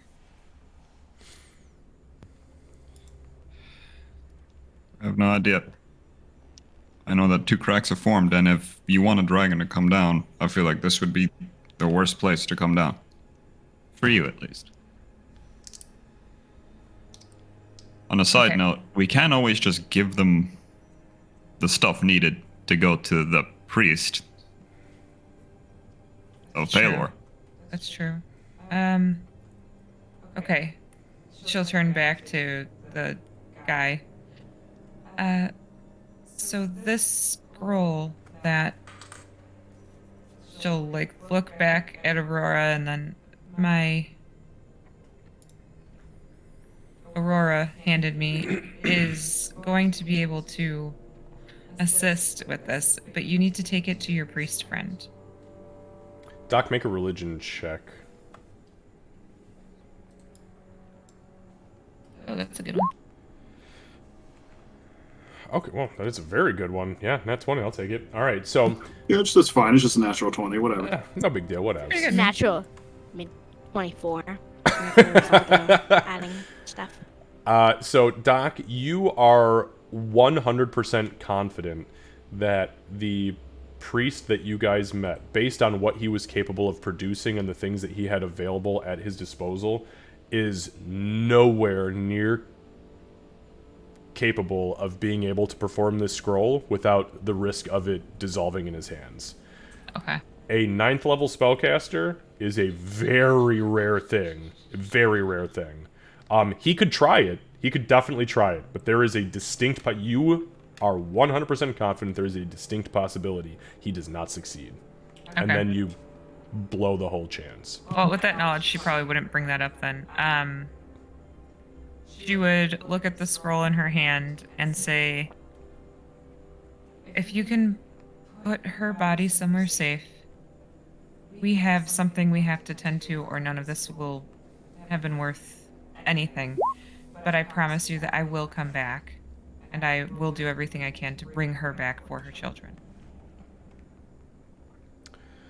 He kind of glances around and he kind of starts to rock back and forth and he goes, where are we going to put her that the babies won't find her? The village is only so big. What do you want me to do with her? Could you take her to your priest friend so that he can keep her body safe, and then it's a good place for all of us to meet after everything is said and done.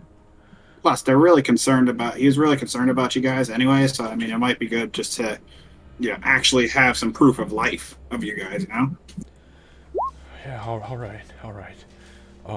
What about that one that got away, though? The one that was slinging all them curses and whatnot. I saw it go the direction of the priest. Oh, you think that's a good point. Well, I don't know if I he's think going he- there, but I saw it run. It ran off that. Well, John doesn't. Or the guy's name is John. Surprise. The other guy that approaches, he's like, "Yep, that boy. He went to run in that direction. I don't know if we can go that way unless we want to get ourselves in trouble." Great. Could you send a message over?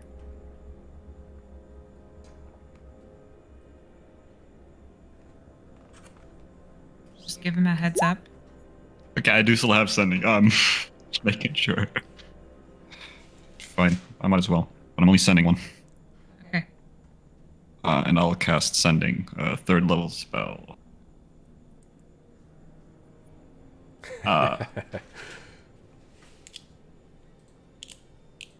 Give me a second. This is a lot more limiting than message.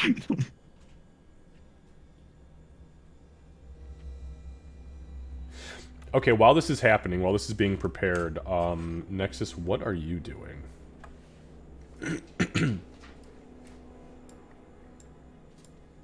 I'm really just watching the entire thing. I'm like, okay. Yes, I did find the. I mean, I don't know if you actually.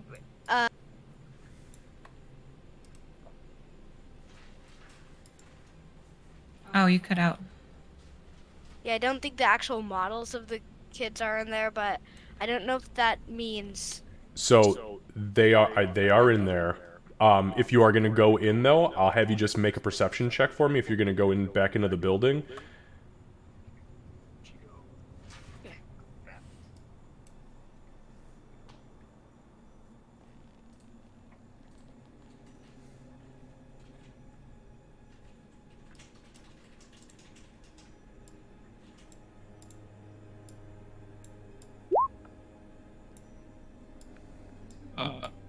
So, sorry. We we want him to come here, or do we want to just enlighten him to the Just- lizard folk in the woods? Just warn him that there was their cat. You guys call it a spellcaster running toward him. An infected caster of some sort. Those are important details. Which direction is the troll from here? It is to the northeast. About a 40-minute walk or so, depending on how fast you're moving. Let me come back to that though. So, Nexus, as you are in the house that you came from, which is now pretty disheveled since the Lizardfolk tore it up pretty bad, with a 17 perception check, you hear the audible sounds of movement inside this crate over here. Okay, I will go check that out, and I will look at this crate. All right. I'm like, who's in there? So as you say, who's in there? The top of the crate pops open, and you see the familiar chubby faces of the rice harvesters' kids pop out of the box. And the chubbier of the two kids, he looks at you through this greasy, like, black, slimy, sweaty hair since they've been stuck in a box for, 35 minutes. And he kind of looks up and he goes, "Oh, all right. Hey, how's it going, Nexus? Everything okay now? I heard somebody yelling out there and there's all sorts of shouting and stuff. Hey, whoa, why's your cleaver got blood on it?" Oh, we were, I don't know if you want to know. There was a little bit of battle outside there. Also, wait, this is a question outside my talking. Wasn't the lizard guy the father of this person right here next to me? No. Oh. No, that was the old man that was in the water just outside. Actually, that was the grandfather, technically. Huh. So he kind of looks at you and he says, "So, let me get this straight. There's a battle outside, and you've got a bloody cleaver, which means that you laid a walloping on him?" Yes, I kind of smacked two of them.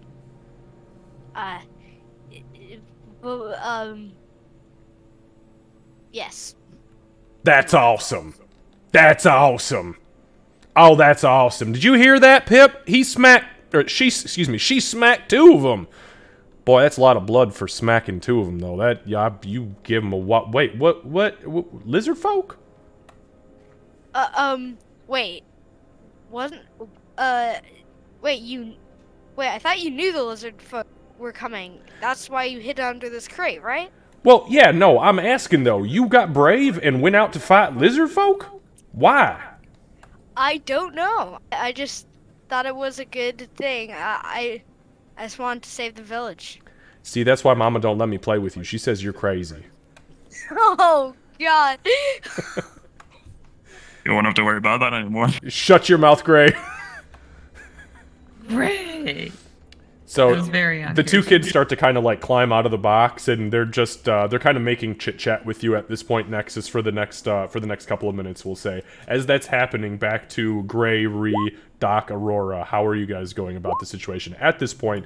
These two have now the two gentlemen down here have kind of put not formal in any way, shape, or form, but essentially like big old burlap sacks over this woman's body and have just tried to wrap her as best as possible so she's not immediately noticeable. First off, Ree's going to tie the lizard folk up to the post. Okay, perfect. Both of them or just the one? Both of them. All right. So go ahead and tie them up there. All right, nice and easy. Make a, go ahead and just make a, oh shit, I don't know, tying knots. Sleight it. I think technically it's sleight of hand, but I always do survival in my Yeah, games. I hate sleight of hand. Do survival. Survival makes way more sense.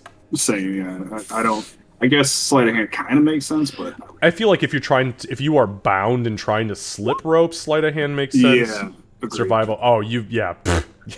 Yeah, It's you the got same them roll tied anyway. up. Both are +3. Yeah. You got them tied up real good. So they when they come to, they're probably not going anywhere unless they Shadow John, if they even have the ability to do that. All right, but they are both very unconscious right now. And they have just as much purple on them as all the other ones have. Yep. All right, so this probably won't hold them for too long, but you know, there they are for the time being, so they don't sneak up on us at least right away. Well, so my concern is that we're going to be sending them with her body the same direction that one left. So, do you have fighters or people that could accompany you to make sure you're safe? I don't want to be sending you off as well. And Who are you saying that to? the older guy. The older guy. He says, "Well, I mean, you saw how that all went down. I mean, they kind of overwhelmed us, but again, we ain't never seen them like this before, so not entirely sure what we could do different against them, you know, anyways, as far as that's concerned. As far as fighters are concerned, I mean, do we need to be afraid of another wave of these guys coming and, No, I'm and just- hauling us off, or? I'm only concerned about the one that ran off, since it ran off in the direction we want you to go. What do we know if that's like all of them? I mean, like, are there a lot more lizard folk nearby? Do you know of like a village or something? I mean, Nest. we don't know where they even live. Last the priest told us they were way down far south. They only come here probably once every 6 months or so, and they raid us. They've killed on occasion, but it's extremely rare. They typically just toss our houses, steal a bunch of grain, take livestock if we have it, supplies, and then they take off into the swamp. Today was different. Today, they was coming to get us. You know what I'm saying? They was coming to get us. Have you set watches before? Are you used to being able to be prepared for that? He kind of blinks through heavy eyes and looks at you. You think I'm fucking stupid? I think that you're used to raids not being heavily attacked. And you Don't haven't mean that we don't keep watch. before. We still hide when they come and raid. Come on now. We got a fully functioning village out here with constant attacks from fucking crocodiles. You know, old Bolyog when he gets all Bullgrass when he gets all upset and comes whipping rocks through our little settlement here. Yeah, we do what we can to survive. We're survivors. We ain't fighters, but we're good at hiding. is She what we didn't do. mean any offense. She is also a survivor and was trying to make sure that we are doing our part to make sure that when we leave, you'll be safe. I mean, I don't know if we'll be safe, to be honest with you, but we gonna rebuild the same way we rebuild every single time. I mean, this village has stood here for 85, 90 years? Wow, that's pretty impressive. Aurora's gonna step away from Doc at that point before she says something to this villager, because, you know, her fighting blood's off. She's gonna walk over, pick up her bow, take a couple of deep breaths, and then walk back over. So, in like 90 years, why didn't you guys like build a wall or something? Walls disintegrate in the swamp. You ain't got nowhere to stake it that makes sense. You build a berm, the berm shifts in the soil because it's so wet. Everything rots away from the bottom out, then the wall falls down. We tried it plenty of times, but boy, is it hard to upkeep, especially with no financial or physical support from any of the outside principalities, kingdoms. Ain't nobody want to come to the damn swamp. Yeah, that's reasonable. Also, when we send some people to go to the priest, we might not have to worry about the other lizard folk that escaped. He might have he might not have gotten far. He might have healed himself a little bit, but he's still weak. Make a persuasion check, Nexus.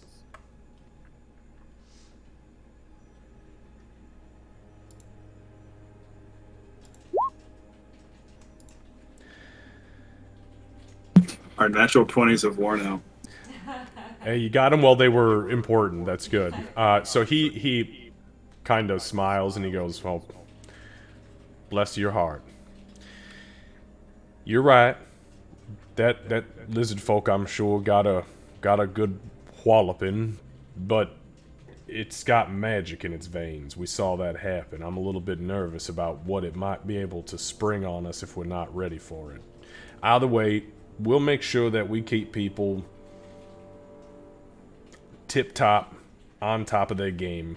We're going to start burning torches. Thankfully, all of our eyes have adjusted to living in the darkness, but this darkness," he points up at the shade barrier, the shadow barrier over the top of this opening in the swamp, and he says, "That's unnatural. Once that goes away, it'll be a lot easier to see, but that caught us off guard. That's only been around for a little while now." Yeah, that's kind of connected with the purple veins we've found. So there's some kind of evil, creepy darkness that's living and trying to invade this world, and that's what we're here to try to, get rid of. So somewhere in this swamp is causing the purple veins and that darkness, and we're gonna go to find out what that is. I think it has something to do with the troll friend, also. You talking about Bowgrass? You think he got something to do with this? Maybe. I don't know. Strange. I mean, he gets ornery sometimes. He's a mean old sumbitch, but he keeps to himself usually up there in the north. We don't mind. We don't pay him. Actually, we got people go visit him on the regular. Well, did you see any crash or explosions recently? Now, we didn't see any explosions, but last time we met with the priest, he did tell us that there was some sort of anomaly that had potentially come down in the swamp, but he told us it was way down south. Oh, way down south. Where the lizard folk are coming from, right? Yeah. Oh.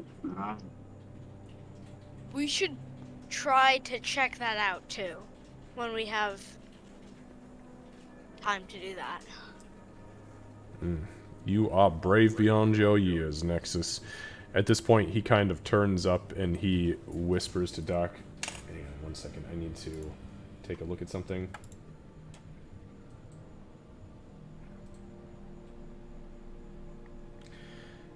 He looks up and...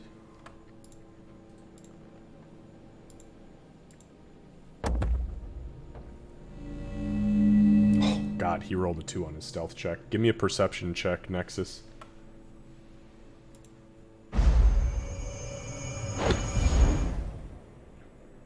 He tried to whisper.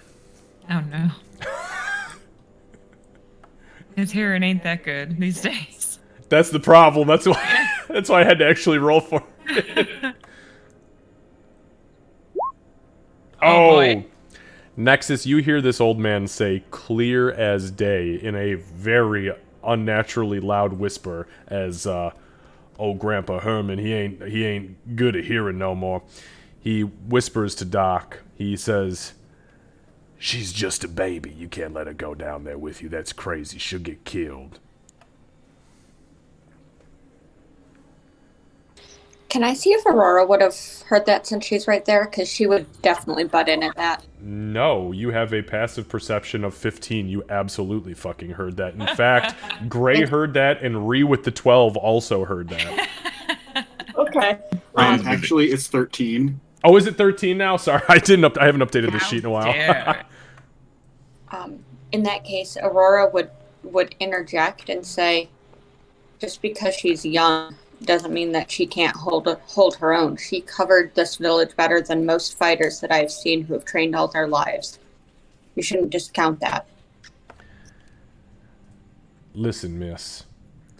Not entirely sure where you come from, but around these parts, we don't send our children out to fight creatures that crash-landed here from other planes of existence. If that's how y'all do it, fine by me. I don't want the child going to her death. Is she really a child? How old are you, Nexus? Doc puts a hand. 69? Doc Nice. puts a hand on Fuck up, Gray. on Aurora's arm, and she says, "Can you go get my javelin too, please, over there?" please. Go get my javelin too.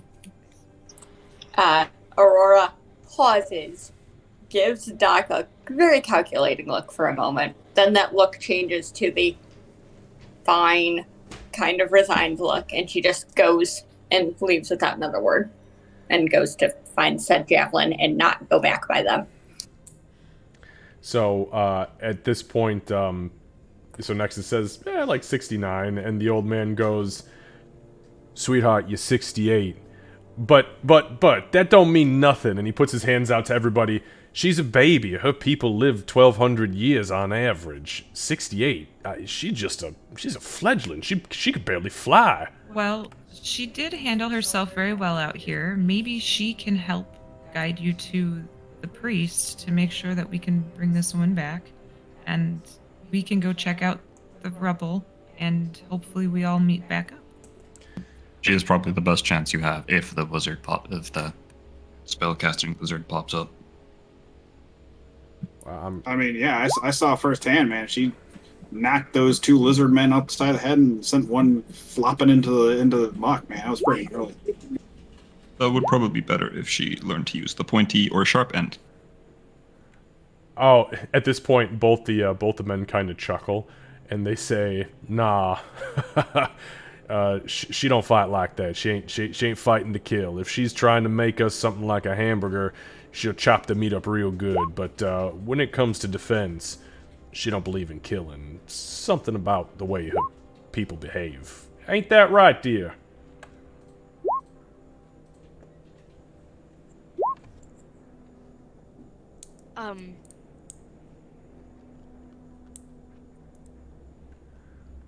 "Oh, look, you damn fallen angel, you made her all nervous now. She ain't got a damn thing to say. See, that's what we get without letting all these outlanders come in." Oh, sorry, what's that, baby? I would not try to kill all of them. Yes, that is true. Stop trying to make me, force me to murder all of them. Yeah, see, we know how she does things around here. She'll barely kill an alligator if we're gonna eat it. Well, and where we're going, I don't think that your fighting style is going to be the best. But I do think that protecting your fellow villagers, which you are clearly very good at, to bring another one back is a good idea. Well, I'd much rather you not go down with these fine folk, as seasoned as they seem to be, Nexus, and get yourself taken about by a creature from another plane of existence. We could use your help, if you're alright with it, and maybe if they got other things to do around here by the time you're back, maybe you could have a conversation with them then and see how things go. But, at this point, there is a blood-curdling scream from the northern part of the village. "Ah! Oh, God, they got Billy! Oh, help me! Help me!" Seems like we missed some. The old man at this point, him and the other strapping young lad, they've picked the body up and they've kind of brought her on out of the lagoon now and kind of set her down. The younger of the two, he goes, "Oh shit, they must have gotten into the storehouse. Damn it, they always do this crap. All right, come on, folks, we got one probably up there doing the same damn ransom bullshit. Let's go." Oh, we got more? I'll go get them. All right. I'm gonna need 6 seconds, and I'm gonna cast sending. Yeah. Yes. Okay, so we will move everybody up to where everybody is currently outside of this damn house.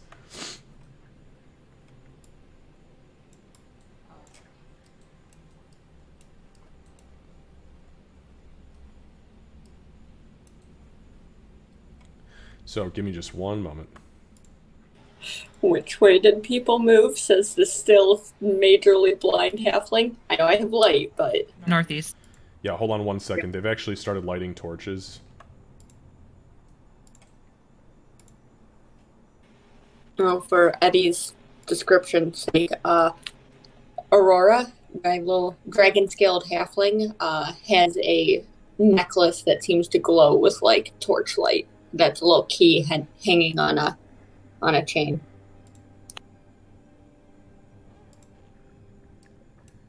That some very crafty gnome made for her. I don't know who that was, but over there, they're pretty cool. They're pretty You cool. know what? I agree. Except for they have a tendency to keep dying, so I have to teleport all over the place for them. Learn new magics. But you couldn't teleport if she didn't give it to you, so... Alright, so you guys see a handful of now burning torches, like, up in this vicinity. Actually, this one is coming from her, this one is coming from this guy, and there's one coming from inside the house. Follow the bouncing duck. Alright, so Gray, go ahead. What is your sending, please? Okay, so this is exactly 25 words. And it goes, "This is Gray, arrived at village. Was attacked, now fine. Might have diseased lizard folk. Spellcaster, en route. Be wary, message doc, wanting more." Okay. Way of saying, if you want more information, message doc. Alright, so there is so you feel the static connect, and you feel the spell go through. There's a brief moment of pause, and you do feel a response. No, sorry, can you, not the last sentence, but the two sentences before that, can you repeat those for me, please, just so I understand?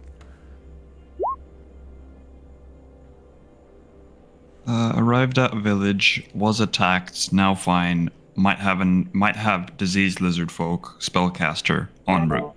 Be wary.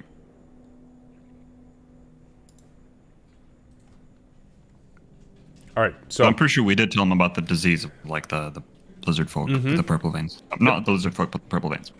Alright, so you do receive a response. You feel the static reconnect to you, and you hear the familiar voice of the swamp priest in your mind, and he says, "Well, it's good to hear from you. Glad everybody's okay. It's unfortunate you had to take out some of the locals, but it's understandable them lizard folk can act a fool sometimes. I'll be on the lookout up here. Thank you."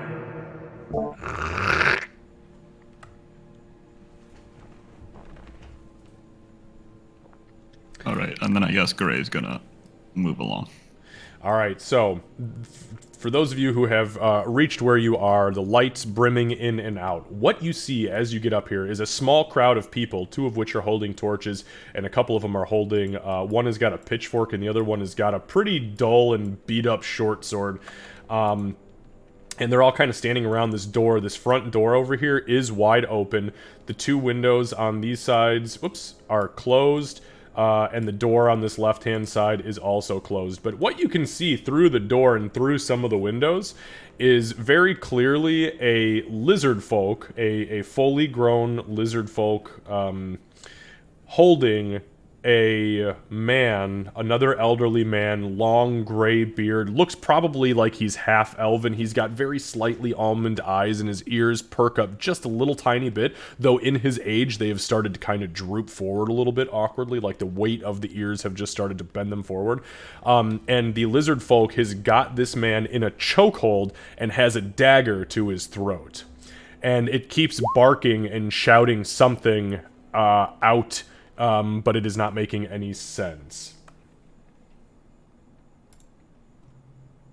Give me one moment.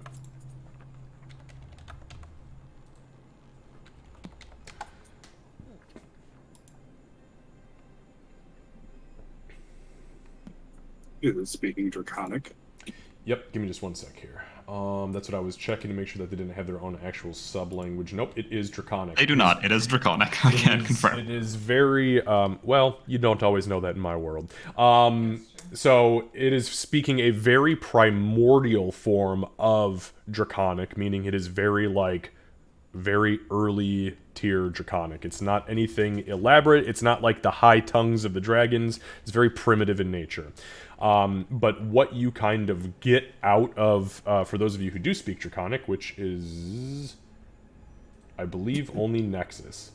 I absolutely do. Well, actually, well, yeah, you obviously are oddity. Okay, so Wow. tell me I'm wrong. Oh. Tell me I'm wrong with a straight face. Do it. That's what I thought. So you hear the very primitive grunting of this thing. You hear it saying, "Everybody, get back! I kill this man! I kill this man! I got him in front of you! I bite his throat! I chew on his head! I will kill! Everybody get back now!" And it just is barking these commands over and over, and all these humans and gnomes, villagers and half-elves are just like, "What is happening here?" What is happening here? What is happening here? Does anybody have What is no happening idea. here? I don't know. I arrived late. You tell me. Aurora's gonna translate quietly since Doc and Nexus both are right next to her. Okay.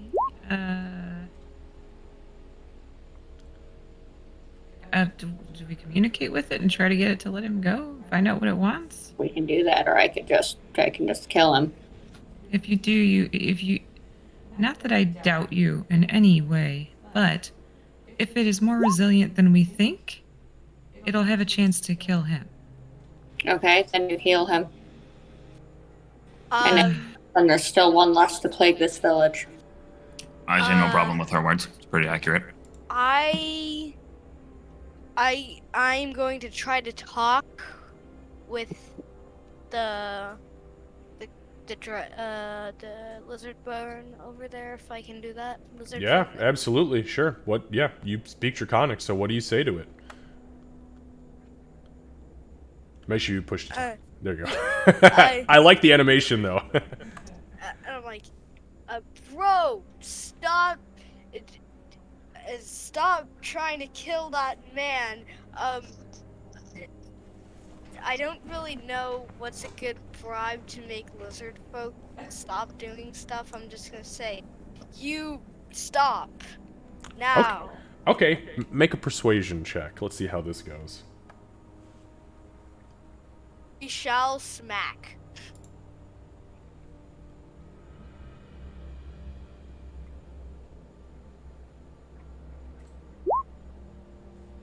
All right. So you shout for him to stop. You kind of suddenly, as you guys are like, maybe I should just shoot it. Nah, maybe we should just let it go. No, we can do this and then heal it. All of a sudden, you just hear this little girl start barking, also very primitive Draconic, at this thing through the open door. And you hear a response from the inside, again in the broken primitive Draconic, and it shouts out towards you, Nexus.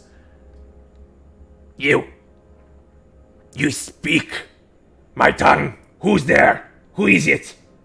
Come closer, let me see you. Don't do it, child. That's a good way to put yourself in trouble too. I will also say, the entire map is black for me. I don't. Okay, never mind.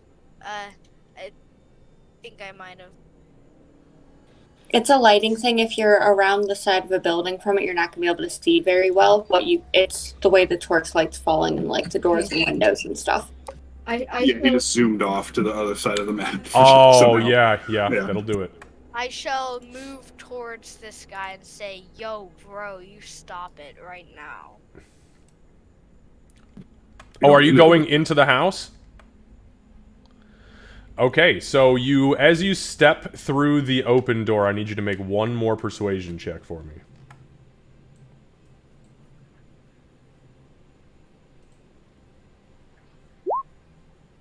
Oof. Oh, no. Oh no. Can Aurora speak up as well as she sees the kid moving towards the building? What would Aurora like to shout as the child begins to bark primitive Draconic at the lizard folk and enter the building? She is not the only one that speaks your tongue. Some have learned it from dragons and have learned other things as well. Let him go, and you will walk away. Yes, let him go, or I will smack you upside the head with this meat cleaver, and you do not want to see what happens. Okay, make an intimidation check? Do For it better than the persuasion.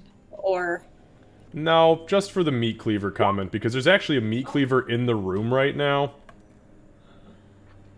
Yeah, So, you used all your 20s. The problem here is that this thing has a 7 intelligence. It can only process so much information, and it being told it's going to be hit with a meat cleaver, that definitely takes precedence from somebody it can't actually see outside. However, Nexus, as you step in the door,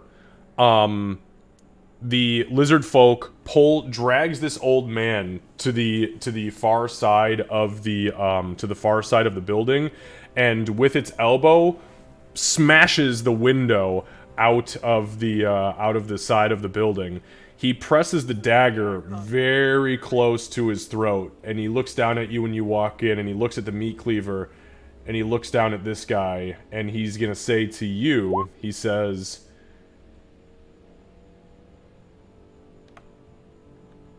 "We trade. I give you him, you give me cleaver, and I leave." Okay, this does not sound like a fun thing. However, I have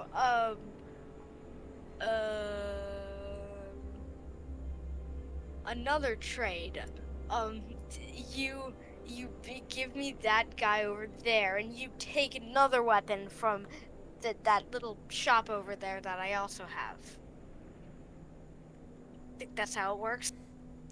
He looks at you and he says, "No. Give me the cleaver now." And he presses the dagger into the old man's throat, and you now see a trickle of blood coming down his throat. He's starting to insert it into his neck. Could we sneak up behind Make a this guy stealth on check? the window? Yeah. yeah. What is everybody else doing as this is going down? So Doc would have turned to Aurora and said, "Can you get a clear shot through the window without harming the child?" Silly.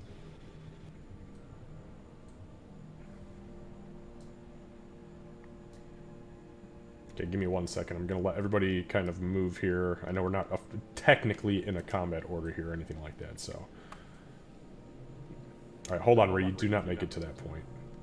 Okay. Okay, so Doc, you're going there. Aurora, Gray, what the hell are you doing? Anything, or are you just watching the show? I think Gray would kind of look at, like, removing that way, the Lizardin and the young girl speaking, and then Aurora going that way with Doc. And he's just gonna look like he's gonna do something, and then just not. And then he's just gonna, I guess... There's a building behind me, I think. I can't see properly. There is, yep. Yeah, and he's just gonna lean against the building and watch what happens. That is awesome. That is the most Gray thing I could have possibly expected.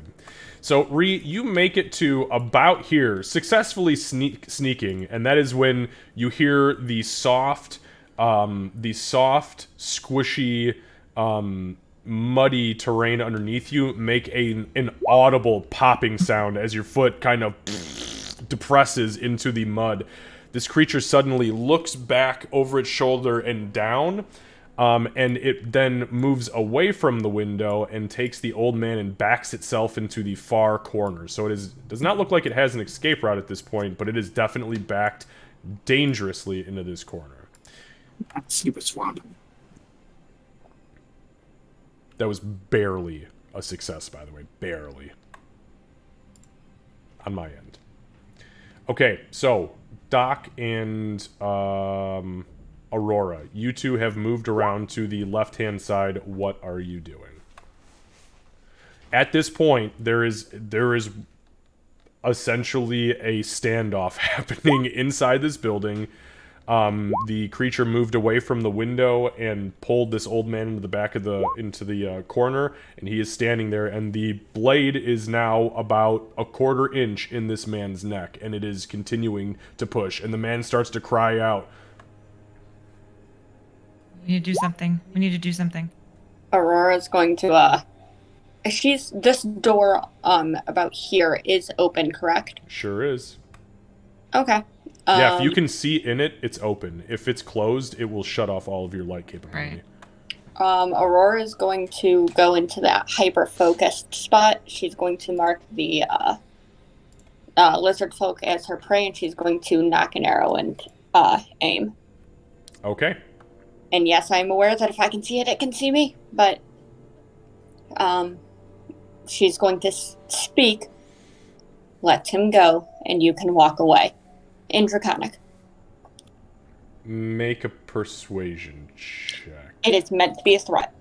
Okay, make an intimidation check. Okay. I would also like to use my inspiration from last time.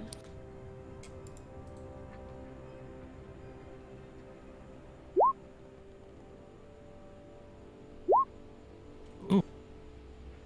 Yeah, not bad for a little scaly halfling.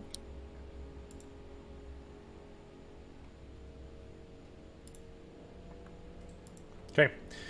So, as this thing begins to panic at this point because it realizes that the fucking house is being surrounded, obviously it's not used to hostage situations going this way in this village. You, Nexus, see its skin begin to glisten, almost as if it is sweating. And it begins to look around the room in a very, very panicked state. And it then plunges the dagger into this man's throat.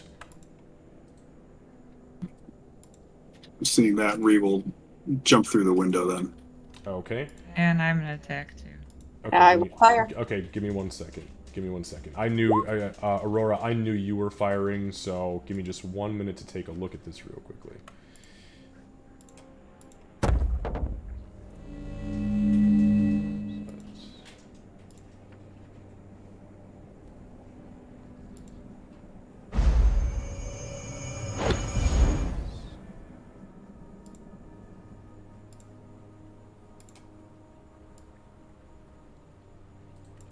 All right, so as he plunges the dagger into this dude's throat, he withdraws it quickly, and the man grabs at his neck, and as he does so, the lizard man just throws him to the floor. The guy is already unconscious by the time he hits the floor. He bounces a couple times, and you see a pool of blood begin to build underneath him. As that's happening, Aurora, take your shot, because I knew you were already trained on him. Okay, sorry. I just refreshed, so... No, it's fine. Go ahead.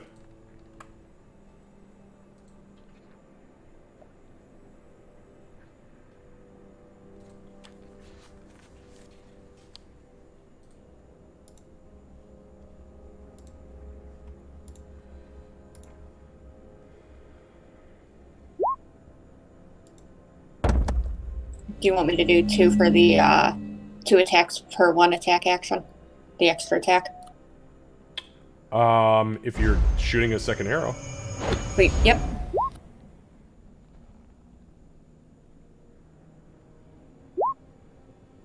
Okay. Slayer's Prey only works in the first one. Yep. So the first shot flies straight through the open door and goes straight for this guy's chest. Like, I mean, perfect midsection shot. As it does so, its head snaps towards the door, and you see the purple veins pulse as the shadows spin up and around it, and the arrow penetrates the wall behind it, not hitting it. However, as it shifts out of that, the second arrow does strike it in the chest. Apparently Slayer's Prey is working on the second one then. Okay. This is why you always fire 2 arrows.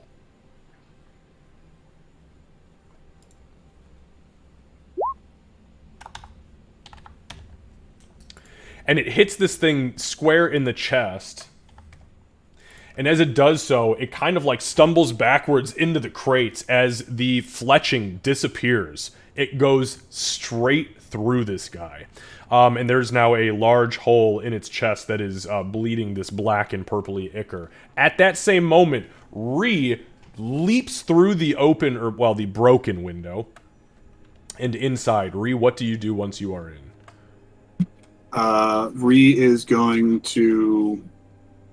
So this guy is this guy dead? Like completely dead, or is he? You can. dying? Are you proficient in medicine? Absolutely not. Okay, then you would have to spend your turn to tell whether he was dead or not. She's just gonna dump a potion of healing into him. Okay, so you kind of flip him over. As you flip him over, you see that he is still actively bleeding. You pour the potion down his throat. Go ahead and roll the points for that.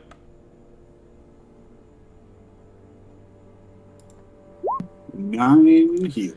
And as that happens, every point of damage that was dealt to this man by the dagger in the throat immediately glows and seals up, and his eyes flicker open, and he just starts grabbing at you.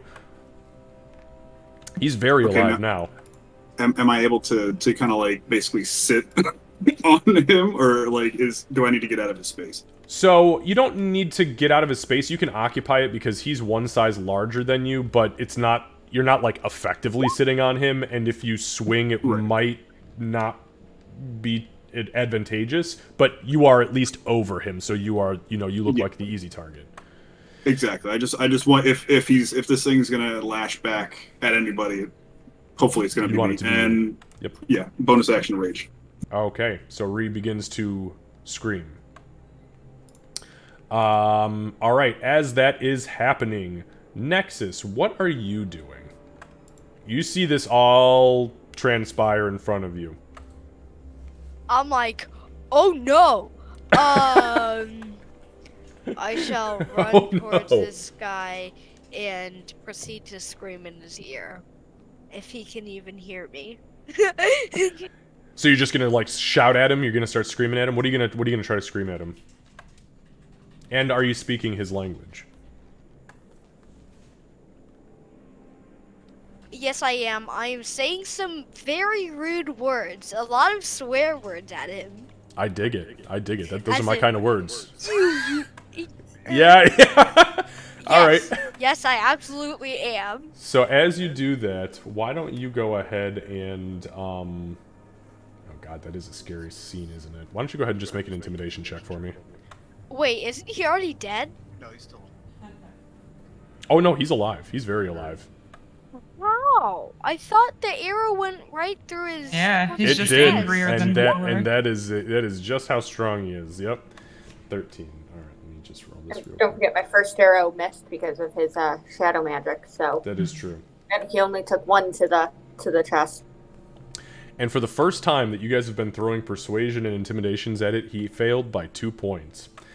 I had There we succeeded go. at every other one. So hilariously enough, the young girl comes running and screaming at this thing in Draconic, and Aurora, you are the only other person who hears the level of primitive profanities that are leaving this child's mouth, and they are horrific. These are things you don't even tell the serial murderer dragons or dragonkind. And this creature looks down and is momentarily thrown off, offering the next attack on it advantage. So, while that I happens, mean, it's Doc- always terrifying seeing a little girl running at you screaming. That's what I'm saying. Look, I've seen my daughter rage before, and it is the scariest thing in the world. All right, what are you doing, Doc? Me? So Doc is actually going to cast Sanctuary on the townsperson that we just saved. It's a 30-foot range. And then that's a bonus action. And then with my action, I'm going to cast Sacred Flame on the lizard man, apparently with advantage.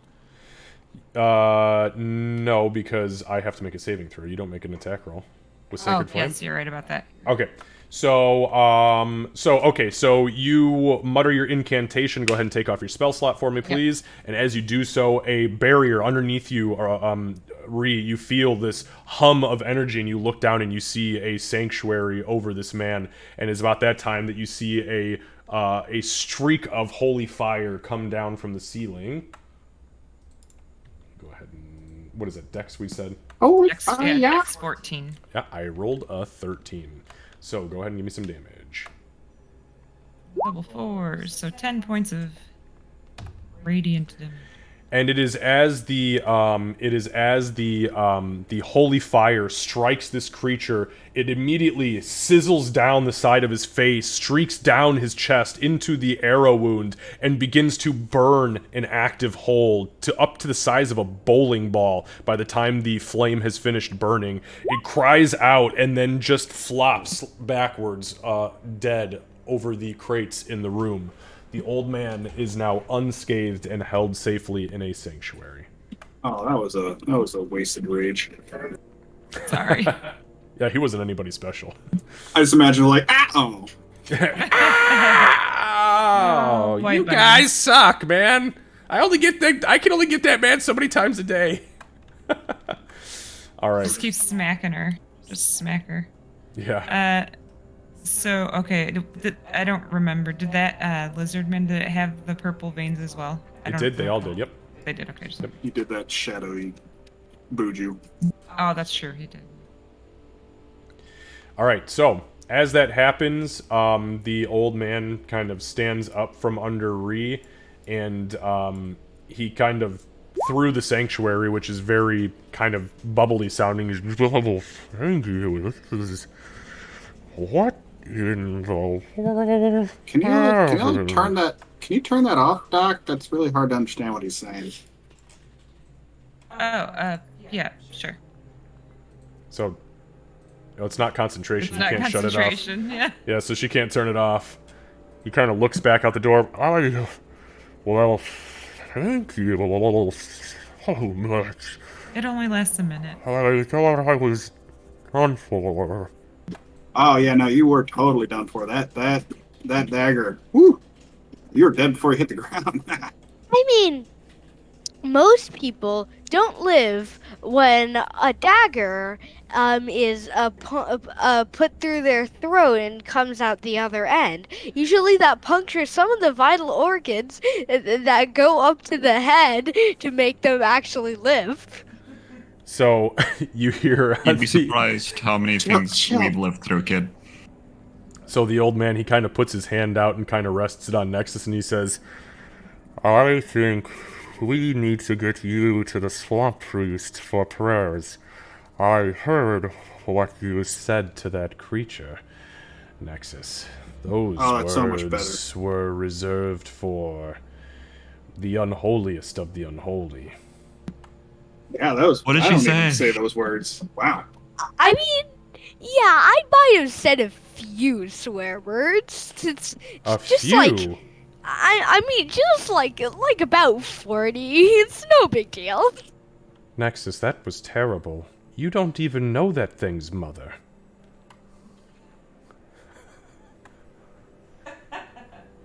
Oh God, I insulted its mother. Yeah. Oh, we need to go see the priest, I think. She was heading that way anyway, I believe, is what Well. was decided. Thank Paylor for that. We need to cleanse this soul. Come, Nexus. Follow me. We're going to wash your mouth out with swamp water, and then we're going to go see the priest. That is worse than soap. So the old man goes, and he as he steps out the door, there's 5-6 people out here, and they're oh yeah, we're so glad to see you. And he, all right, this is not the first time I've escaped death. We have more important things to discuss, like where she learned the language that just fell from her mouth. We need to go have a conversation with the priest, but I hear she's going that way anyways, so I will escort her there for the rites of sanctity.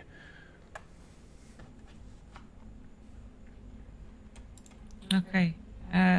Alright, careful about a magic lizard man on your way. And we will see you in a couple of days. NBFD.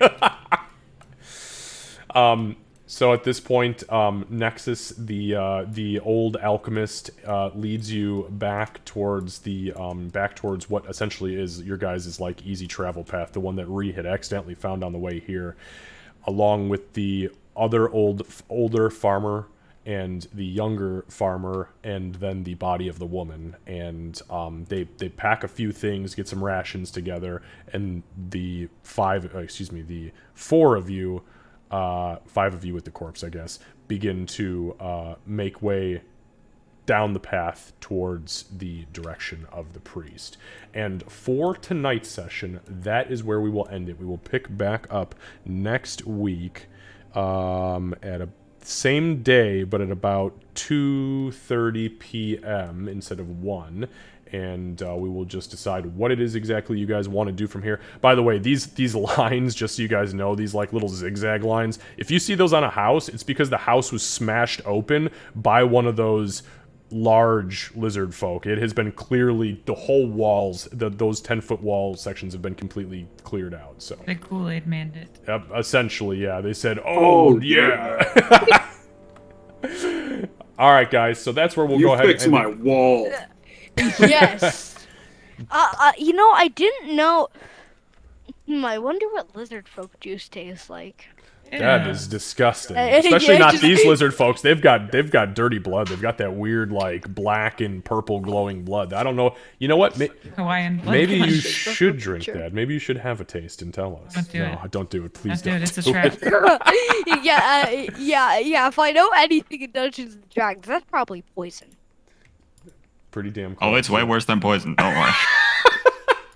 Yay! Poison is so cool. Everybody loves dying. Not to that.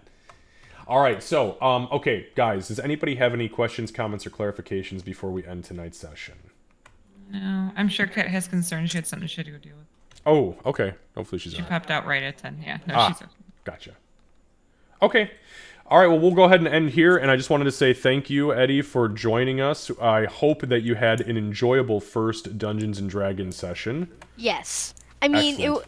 it wasn't my first session, but it was like maybe my second time, or well, not that. I don't mean Yeah, to no, insult your experience, your years no, and it's years right. of experience. No, I'm just... Yeah, it's okay. Seasoned professional here. Exactly. No, I mean, honestly, I'm not that much of a professional. that's all right. You know what? When I'm not kidding. I started playing D&D when I was literally your age. So, yep, that is that. Oh, dang. We all start somewhere, and yeah, hopefully you enjoyed it. And it'd be nice to get you to join us again sometime if you're up for it. Cool. Yep. And that's that. Okay. All right, cool guys. So we'll see Bye. y'all next week on Sunday for session number. Gosh, already session number 81. My God. All right, guys, we're going to go Okay. ahead and jump over to stream real quick. We're going to find somebody to raid. To all of our wonderful friends out there in the land of... Thanks, everybody. Have a good See you night. guys. We'll see you soon. Thank you. See you guys. Well, Adios. Tuesday, I think.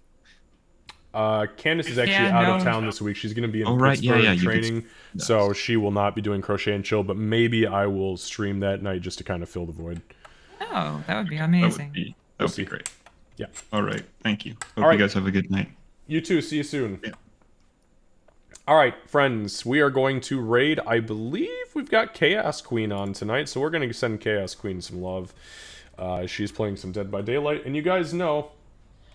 Yeah, I know you can't see. Hold on one second. I'm pulling it Because up. they closed the Yeah, window, thank bro. you. You guys sound like an old There you couple. go, Because I they know. closed the window, Rose. All right. So, let's go ahead and raid. Now, but they went before. I don't know if they're going. Chaos Queen 87. All right, we're gonna go ahead and raid Chaos. Hopefully, you guys had some fun tonight. It was great to have Eddie join us with his neat character Nexus. Will be out. Again, just for clarification, we are not adding anybody else for long time or to end game as far as the campaign is concerned, but we definitely wanted to make sure that Eddie got in on some of this action. And then next week, if not next week, then the week after, there's a distinct possibility we bring Eddie's character Nexus back, at least for one more potential thing. And we may also be sharing some of that love with our own son, Liam. He and Eddie may have a small character story worked out between the two of them. We'll see kind of how that goes, and if things progress the way that I think they're going to progress. If not, that's okay too. We will hopefully see them at some point, both in the future. So, without further ado, we're going to go ahead and raid. Thank you guys for hanging out, and we'll see you. Again, I might stream on Tuesday since Candace is going to be out of town this week, but I don't know if that is going to be the case or not, to be honest with you. I won't know until Tuesday, but I'll let you all know either way. See you guys. Bye-bye. And they have haste and they're not using it. They're using it to run back down into the basement. What on earth are we watching? Hey, Nerdy Nuts. How are you, Nerdy Nuts?